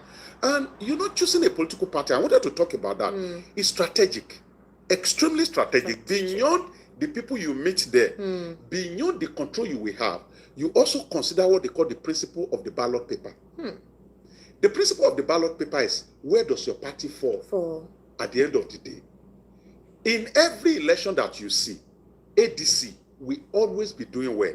ADC will always be doing well. Why? Because of APC. Majority of people, in fact, there was an election in Ondo State that nobody knew the candidate of ADC. He came third. You don't know the level of our illiteracy in Africa. Majority of people who go to queue don't know the difference between APC and ADC. Wow. These are strategy. So a lot of people don't know. That's a good one. Now, when you look at your ballot paper, they went to register Zenith Labour Party. Yeah. Now, the essence of, I hope these are not too sensitive information. The essence of that is that when I am talking to you, I say, turn your ballot paper upside down. The first party, don't print there. That's the marketing of the party. So when Zenith Labour Party is the last political party on the ballot. So when you are educating people, you just when you collect your paper just turn it upside down. The first party, don't print. So you don't just because people don't even know the logo. They don't know anything. Wahala. See, if you want to know the level of political illiteracy, just go stay by the ballot box on the day of election. People don't know anything. They will be asking questions. In fact, at the point, people will now be drawing the logo, put it inside money for them to go there. Because the educated ones among us are watching TV on the day of election. Okay. And we are the ones that are ruining this country. It is not the problem of those people who go out to collect money on the day of election. It is the problem of those people who are wise enough not to collect money, but they are watching television. We just give up. You want to give up your nation into the hand of politicians? No. That's the problem we have. So choosing political party beyond my people are there is also the strategy of the ballot. How do you communicate your party to the people to the extent that they know? If not for the educated ones that came out in Lagos, there was no how Peter Obi will have won 2023 election in Lagos. There was no how. You know that the young men and women that came out are educated. They know where Labour Party is. That has never been the case. In Nigerian politics today is governed by market women and illiterate people. The grassroots. When you count the number, go to any of the rallies that you see, count the number of educated people that are there. Oh, I mean politically educated people. I'm not saying you went to school and came back. Those people who know the reason why, those who know how powerful their ballot paper is. And what I keep telling people is that if you say, oh, they will write election, they will not bribe you to vote for them. If you keep saying, oh, they will write the result, their vote does not count. It's a lie. If votes do not count, truly, they will not pay anybody to vote. In my state, it goes as high as 15,000 to 20,000 per vote. In Ondo State, I was there. In fact, in one of the, I know the number will have doubled now. In one of the elections we had in Southwest, the governor then to have a re-election spent 2.6 billion naira on the day of election. And the calculation was, I listened to the calculation. The calculation is that they will give 5,000 naira per vote, and they were targeting 500,000 votes at the end of the day. Do the mathematics. That's on the day of election. So if your vote is not important, nobody's going to offer you money. But the educated ones just leave everything in the hand of politicians.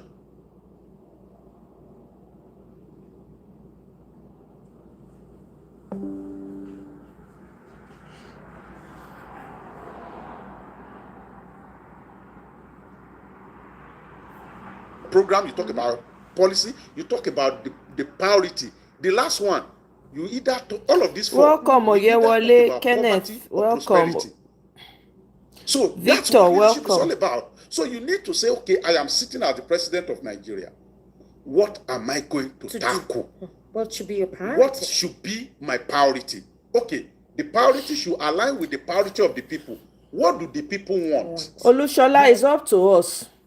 It's not up to they will not. It's up to us, each and every one of us. Please, as you come in, kindly double tap your device screen to like. Click on the three dots to like, share, subscribe.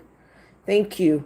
It's not what they want. It is what we, the citizens, want. It is time for us to take that responsibility up. We shouldn't be saying what they will not. Who are the they? Now we get country. Isn't it about time for us to put our money where our mouth is?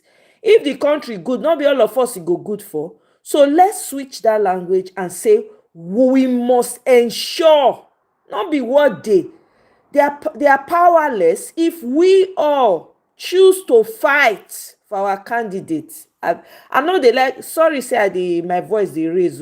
I'm not angry at you, Olushola. I'm not at all. I'm just re-echoing. We need to face our issues and say Peter Obi, whether they like him or not. Now we get country. Now we go decide who to rule us. You understand? So it's not whether who they be. That Larry Olayinka, oh my God, I can't stand that man's interview. I can't watch him. The guy is just I should say, may I not talk with you. I want to talk. May I use Otota bomb my mouth first. But I can't. Read basket mouth too. Godwin, welcome. Wilfred, welcome. Let's continue. What do the people want? You must ask that question. I'm not saying you want to do it the way the people want it, but what do they want? Now, they want security. They want a better economy.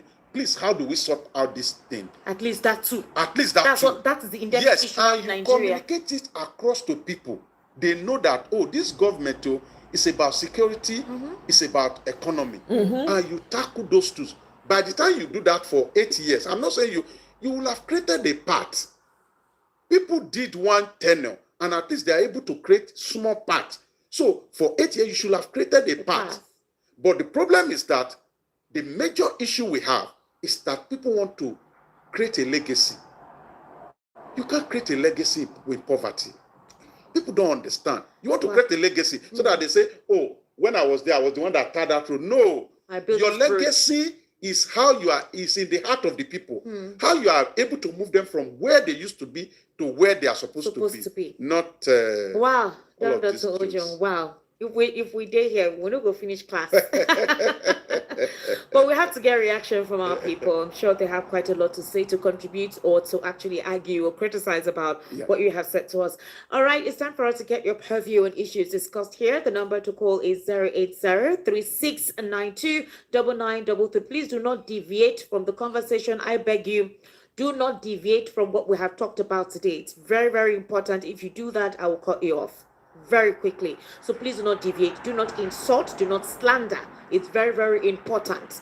The issues we discuss, I would really, really like to hear your contribution on that. If there is anything else, we'll create a different program or a different platform for something else. All right. The number to call is 080-3692-9933. 080-3692-9933. Hello. Good evening. How are you? Hello, Esther. Good evening.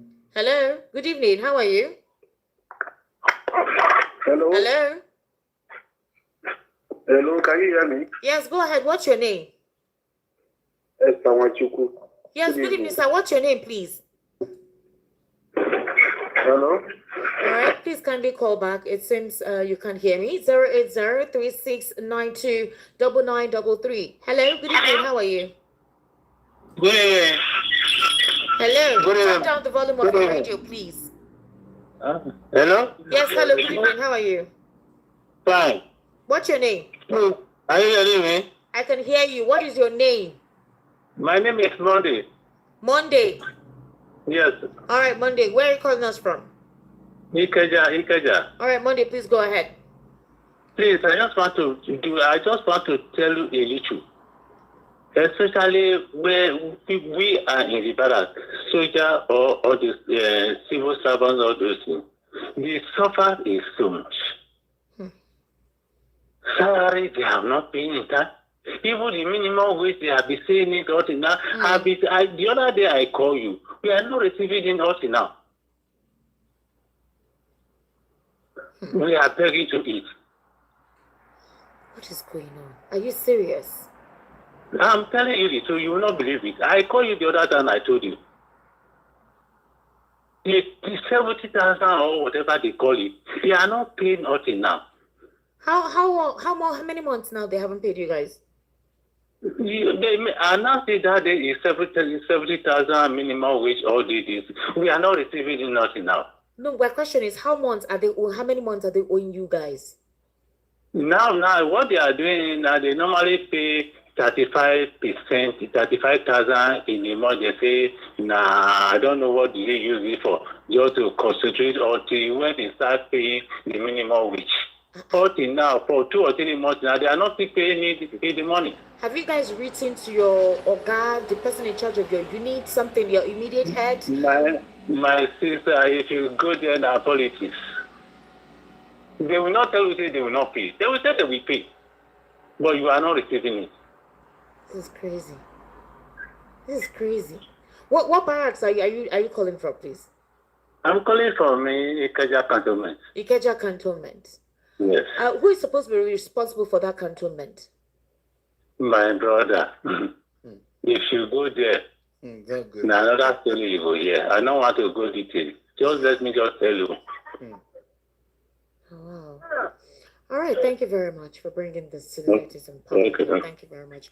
Please pay them their salaries. I don't know who is in charge. I don't know the head of the unit there. If you're currently listening, Ikeja Cantonment, please pay these people their salaries. So I think it's not the salary. He said the 70% minimum wage has not reflected. So they're still paying them the old one, yes, ever since the person has signed it. I think that's the cost. All right, 08036929933. That's the number. Hello, good evening. How are you? Hello, well done. Thank you, sir. Good evening, sir. Please, what's your name? I'm calling from Abuja. All right, sir. Please go ahead. I thank God for the honorable man you brought to the studio tonight. Thank you very much. Very, very educative. And I appreciate that. Please, I want you to be bringing him always. He's not always around, though. I love today. He's always around. Thank you, sir. More education on this political issue, please. God bless you, sir. Thank you, sir. I appreciate it. Keep it on more. The Almighty God will continue to protect and guide you. Remain blessed, sir. All right. That is all I have tonight. Okay, thank you very much. To be honest with you, we need political education. We need political. You said something that a lot of Nigerians are not politically educated. Yes. They're more sentimental towards issues. And that's why they've been talking about strategy concerning this. If only they will stop being sentimental and be strategic. Political orientation is very important. 08036929933. Hello, good evening. How are you? Good evening, Esther. How are you? Now the work I do, Oga. Welcome. My name is Chibike from Apapa. Chibike from Apapa. Please go ahead, sir. This issue of police. Olushola, not pray. You too. Put her, do something. Talk. Be a part of the process. Not prayer, not the work. Prayer without work is dead. So I beg. Police doesn't take care of the copy. If you follow police, that nothing concerns them. Benefit before they will give us the other Exactly, Wilfred. Exactly. Welcome, MG. Nason. Welcome, Peter. Welcome. If they don't have somebody, they will know about care. They will not care about them totally. I have so many brothers like that. They die like 1 year old. The police didn't give them 5 naira. They just abandon the family and everything there. It's true. So that is my own suggestion. Thank you very much. Thank you very much, sir. God bless you. Oh, wow. Wahala day.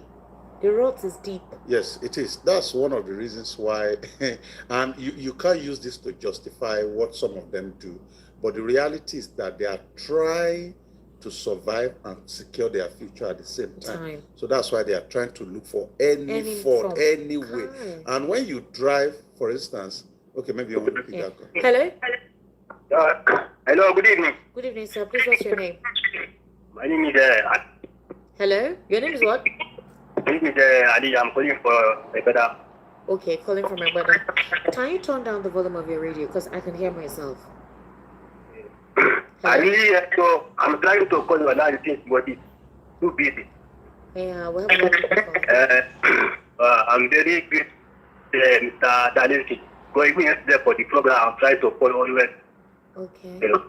So that man, that issue analysis, you understand? That man is very etiquette. I really appreciate him. So that some people, make them try so that people will get more experience. Okay. Thank you very much. Your line is breaking. I couldn't make out what you're saying, but thank you for calling. 08036929933. 08036929933. That's the number to call. Hello, good evening. How are you? Hello, good evening. Welcome the people. Welcome. I want to appreciate you. My name is Dr. Bashir Ambi Muhammad, calling from Ikorodu. Thank you. I want to start by appreciating, I want to appreciate you and to appreciate your guest. Thank you. So honestly speaking, I have been listening with keen interest. Okay. Upon all the issues he said. I want to ask him one specific question. So what is the way out? Okay. Sentiment apart, nepotism apart, politics apart. What do we do that will take us to the promised land? Today, there was a demonstration, conducted by ex-servicemen. Yes. When I mean policemen. Yes. It was a DIG. Yeah, I was privileged to listen to a retired DIG who, talked to BBC House. And what he said was pathetic. So you see, by the time citizens start condemning police on the road, military, it's not good. I want our analyst there. He has been honest. Honestly speaking, I got educated from what he has said. What do we do? Okay. Let's all of us come together. Put politics aside. Either will be as people will be. We are after the progress of Nigeria and the progress of unborn children. What do we do? What do we do? I was privileged to be, to go to school through scholarship in Northern Nigeria. Yeah. The level I have. I listened to you yesterday when you said you attended school in Lanta. Yes, I schooled in Lanta. Up to some level. Yes. When Nigeria. But among us, what do we do, please? All right. Thank you very much. Thank you very much. Thank you so much. Don, what do we do? He has a very vital question. That's my northern brother. Okay. Yeah. So what do we do? Number one is we must not confuse or take our hate for, I don't want to even use the word hate because that's too big a word. Our temporary dislike for an administration to mean that we make it a hate for our country. So we need to build capacity to separate who is in power from our nation. Nigeria has not wronged anybody.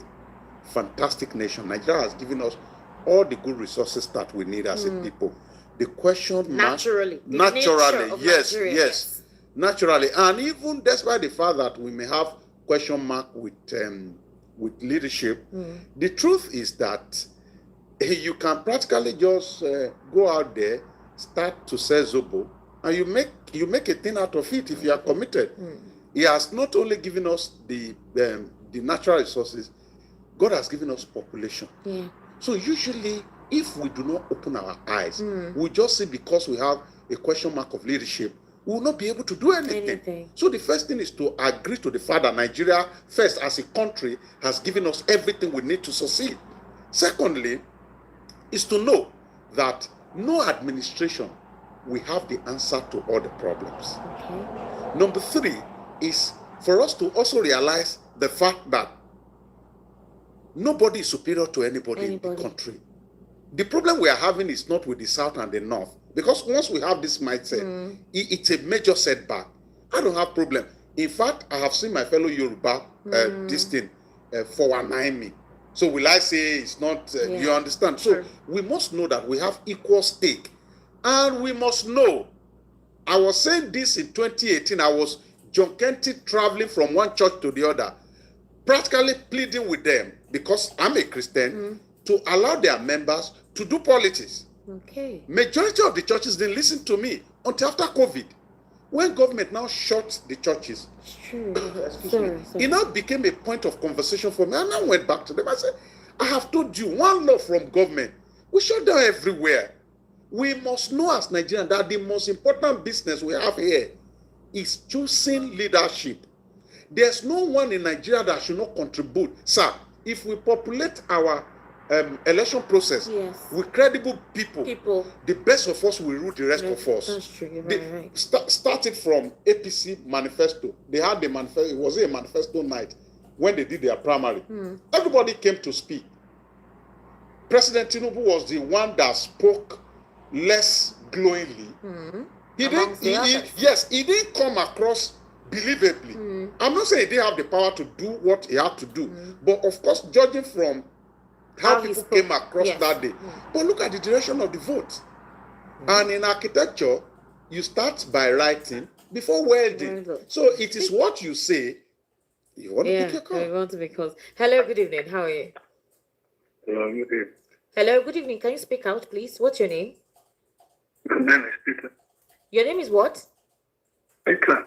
All right, Peter, can you where are you calling from? I'm calling from my papa. From my papa. All right, Peter, please go ahead. What's your contribution to the conversation? Yeah, greet you and your guest. Thank you very much. I want to say something, right? What your guest say that Buhari tried and win the election. Buhari didn't win the election. Okay. That is number one. Okay. So then another thing that I want to say, people in Nigeria want to change. But wherever they find people for them, let them follow you. All right, thank you very much. All right, 0036929933. That's the number. 08036929933. Hello, good evening. How are you? Hello, good evening, ma'am. Good evening, sir. Welcome. What's your name, please? My name is Peter. I'm calling from Ogun State, ma'am. Peter from Ogun State. Peter, please go ahead. And Chester, please, I'm a blind man. Please, I need 1,000. 0036929933. 0036929933. Hello, good evening. How are you? Hello, good evening. Yes, good evening, sir. What's your name, please? Yeah, my name is Emmanuel Emeka. Emmanuel? I just wanted to, yes. Okay. I want to contribute to your radio program. I have heard the speaker here spoke glowingly.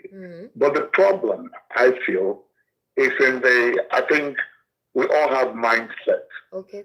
And the mindset being that, before Nigeria, most of us do not believe that this is our country, unlike most other countries. This one will say, I'm from here. Like the man talking, before he says he's a Nigerian, I think he will say first that he's a Yoruba man.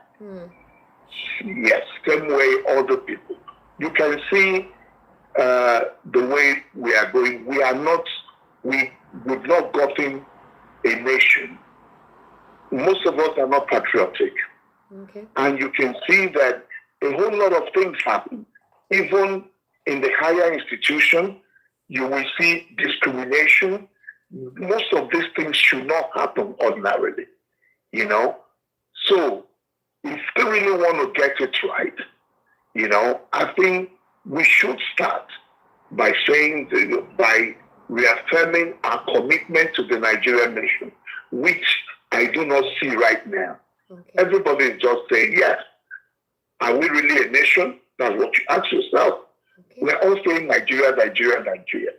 But I can bet you, in our inner minds of mind, this person sees himself from where they are from. I do not know how these things happen. During the Civil War, during independence, I wasn't born there. Okay. You know, but I've been elsewhere. So that is the issue. Right. And moreover, the leadership itself. Yeah. As the president that is there now, look at all the appointments he's making. He's not federal in nature. Okay. All right. He's not federal. The same thing we blame Buhari for is what he's doing. All right. Thank you. Yes. Thank you. Thank you. Esther, oil analyst and expensive bottle of champagne. This is exactly what I've been saying for months. An analyst must and should run his analysis with an open mind. This is what the likes of okay. You can't be parading yourself. Okay. You sound okay. I love the guy in the studio. Brilliant and unbiased. Thank you very much. You didn't put your name. You didn't tell us what your name is. All right. VOP, good evening. This man in your studio. Okay, fine. Esther, the man in the studio with you is one of my best friends, Don Dotun Ojon. I call him the Don. He's an honest man. My greetings to him. Mark Modest, well done. I don't know why you media are so much interested in talking about Peter Obi. You don't bring Kwankwaso Shore, Atiko Adebayo on the talk show like the way you talk about Obi. Sorry, Taiwo from Otta, you've not been following us. We talk about all of them, especially if they're in the news. We talk about those who are actually in the news, all right? So I think you're listening to us for the very first time, Taiwo. We talk about all of them. Good evening, Esther and your guest in the house. My name is Emmanuel. Esther, I'm so afraid of what is to come. If anything happens in Nnamdi Kanu, I'm deeply concerned about the catastrophe this very issue of Nnamdi Kanu could cause. If anything happens to him, the government of the day should do something about his health because Nigeria cannot afford another civil war at this moment.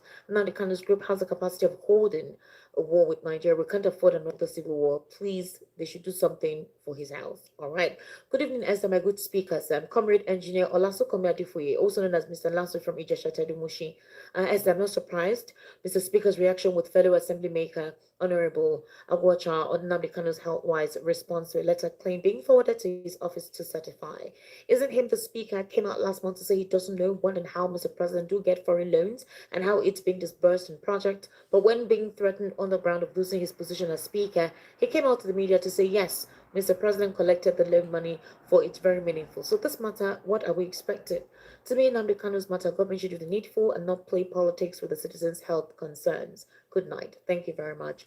Good evening, VOP. All the candidates in the primary should step down for Ashwaju. So I don't understand what this man is saying. What's your name? Good evening, Esther. The House of Rep member from Abia State should have done some discreet negotiations and diplomatic moves with the Honorable Speaker and other stakeholders before coming to the That's plenary. Right. That's right, Kenny. I agree with you.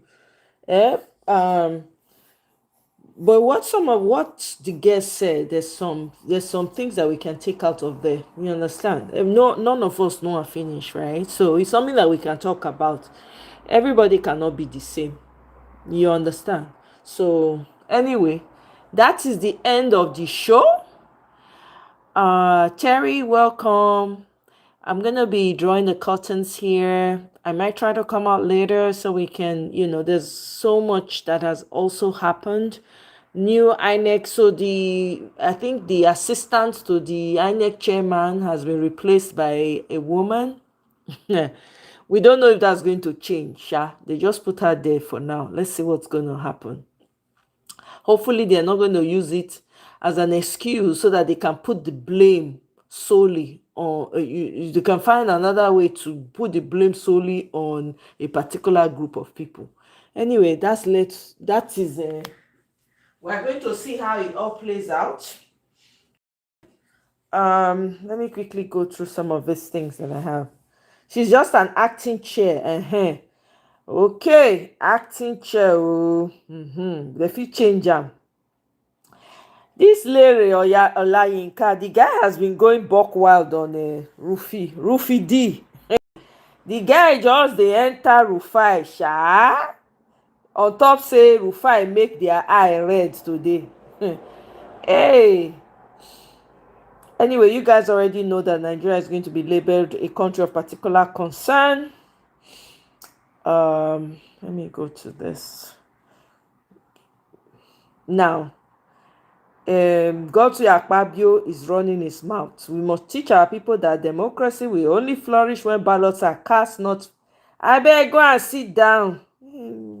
If people want to know what the man said, you can go and find it. I'm not going to waste my time. They just spied another pastor today. Not an imam. But some people will want us to believe it's not targeted. Let me see. Something. Now, somebody in Abuja today, they got a letter demanding that they pay for using TV and other services. The person said, this is the craziest thing I have come across ever. We should pay for watching our own TV with our electricity and satellite subscription. Everything wey they do for obodo oyibo, they wan carry and enter Nigeria. Not be even everywhere. For London, they wan add London, jama America, jama everything, join them, right? But without providing any source of alleviation for the people. No good roads, no lights, no water, no jobs. Nothing is working. Very soon they go tax the air when people they breathe for Nigeria. If people do not take this tax thing, if they're not throw away and for inside, fled them, make sure say they fling them out of the window. I don't know what else to say. Exactly. No Christian. Okay, I hear you, Kene. I hear you. You not dey now. Yeah, I agree with you.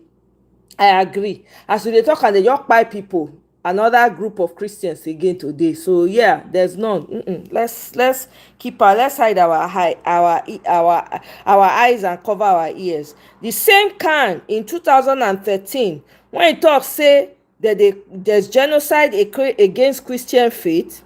They come out after Tinubu don't give them money for closed door meeting, talk say genocide, that they deny am. But thank God say the people when live through the experience, they give am to them back to back. Okay, let's listen to this man before I kukuma call am a day. The performance of this government, as it affects me, an ordinary Nigerian, and you, and many others, the president pledged to hold this country together. Grandma's proactive, automatic writing suggestions are great. Than ever before. Whereby now, the campaign war cry is Buhari had done 8 years, and Bola Ahmed Tinubu should be given opportunity to do another 8 years. Are you making reference to what Bayo Onanuga said? Yes, I make a reference to what Bayo said, what Babangida Aliu said, and what many others have said. If Buhari's government was a failure, this government of Bola Tinubu in 2 years. I'm telling you, UK-based tax. You mean it has overshadowed the 8 years? Of course, it has shadowed. It has failed in all ramifications. The country has regressed. These are personal opinions. They do not represent the national sentiment. They do not represent the Nigerian evaluation of the government of Bola Tinubu within the last 2 years. The fear is that this government has shown incapacity to change the trajectory of its governance in the country as of today. And if it is allowed to go for the next 2 years, I'm sure the country will be bleeding in all spheres of life. The economy is bad. National cohesion is bad. Ethnocentrism has been uplifted to the highest level. Corruption has more than tripled. Failure of government in security is ravaging the country. And it is very, very surprising that even people of repute who have spoken that this government should be allowed not only to conclude its 2 years, but for another 8 years. In their own states, there are local governments in their own states that are now under the absolute control of bandits. Bam. And it beats my imagination that people who directly have been affected will come on national television and say that it is only fair. Look, in 2003, all the governments in the Southwest endorsed President Olusegun Obasanjo. This was by 4 years after the return of democracy. Yes. Tinubu led the vanguard to reject that. Obasanjo was a southerner like him. Obasanjo was from the Southwest like him. If what he did in 2003 to President Obasanjo was acceptable, what we are doing now should also be acceptable. And everybody will tell you that between the period 1999-2003, the administration of President Obasanjo had earned the trust of Nigerians. Maybe because you are part of that government. Well, everybody felt it. Everybody felt it. Everybody felt it. You know, the government impacted on its primary responsibility of providing protection to the lives and properties of Nigerians nationwide. The government was able to turn around the economy that was collapsing under military administration. The divisiveness in the country, the polarity of the country then, because it was north-south, military, civilian, was overcome. But here are we, 25 years later, we are in a terrible mess where endorsements, contrived endorsements, is the order of the day, not performance of government. As of today, minimally, in the South, there are 10 ministers of key ministries, all from the Southwest. There are 3 ministers Exactly, Kenny. from the South-South. Exactly. There are 2 ministers from the Southeast.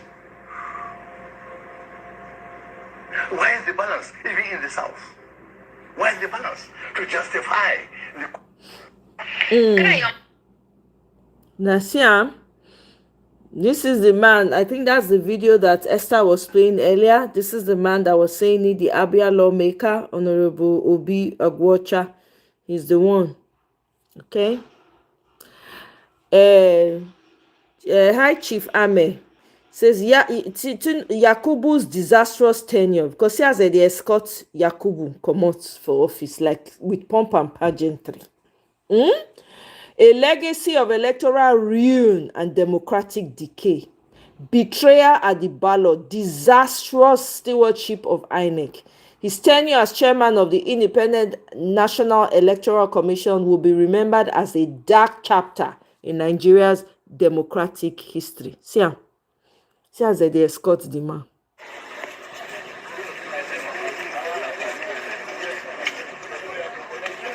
God forbid. God forbid. See the woman wey replace her, na wear blue suit so. And the woman be that. At least acting for now. May the woman not let them use am o. Because e no funny. But more we dey see sha. Acting na she be for now. Wish you the best. God forbid.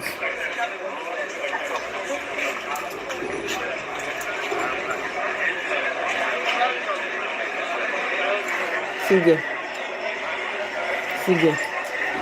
I hope so Okoye follow am.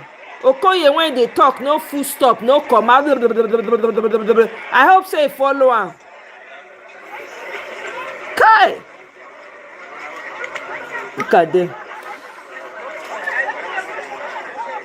I beg. Anyway, my people, now here we go do and reach for today. Yeah? Now here we talk and reach. I go see you now on my next one. I'm telling you, now sit down look with the look. Oh, we never know whether true you understand. They say na acting. So make with the look. Na acting. So, is there a Christian genocide ongoing in Nigeria? 67% say yes, 33% say no. Okay. On to the next, exactly, right? Anyway, my people, I go see una later. If I no fit come out later, I go see una tomorrow. But I want to thank you all for coming by. Thank you so much. I appreciate you all. I'll see you guys on my next one. Bye.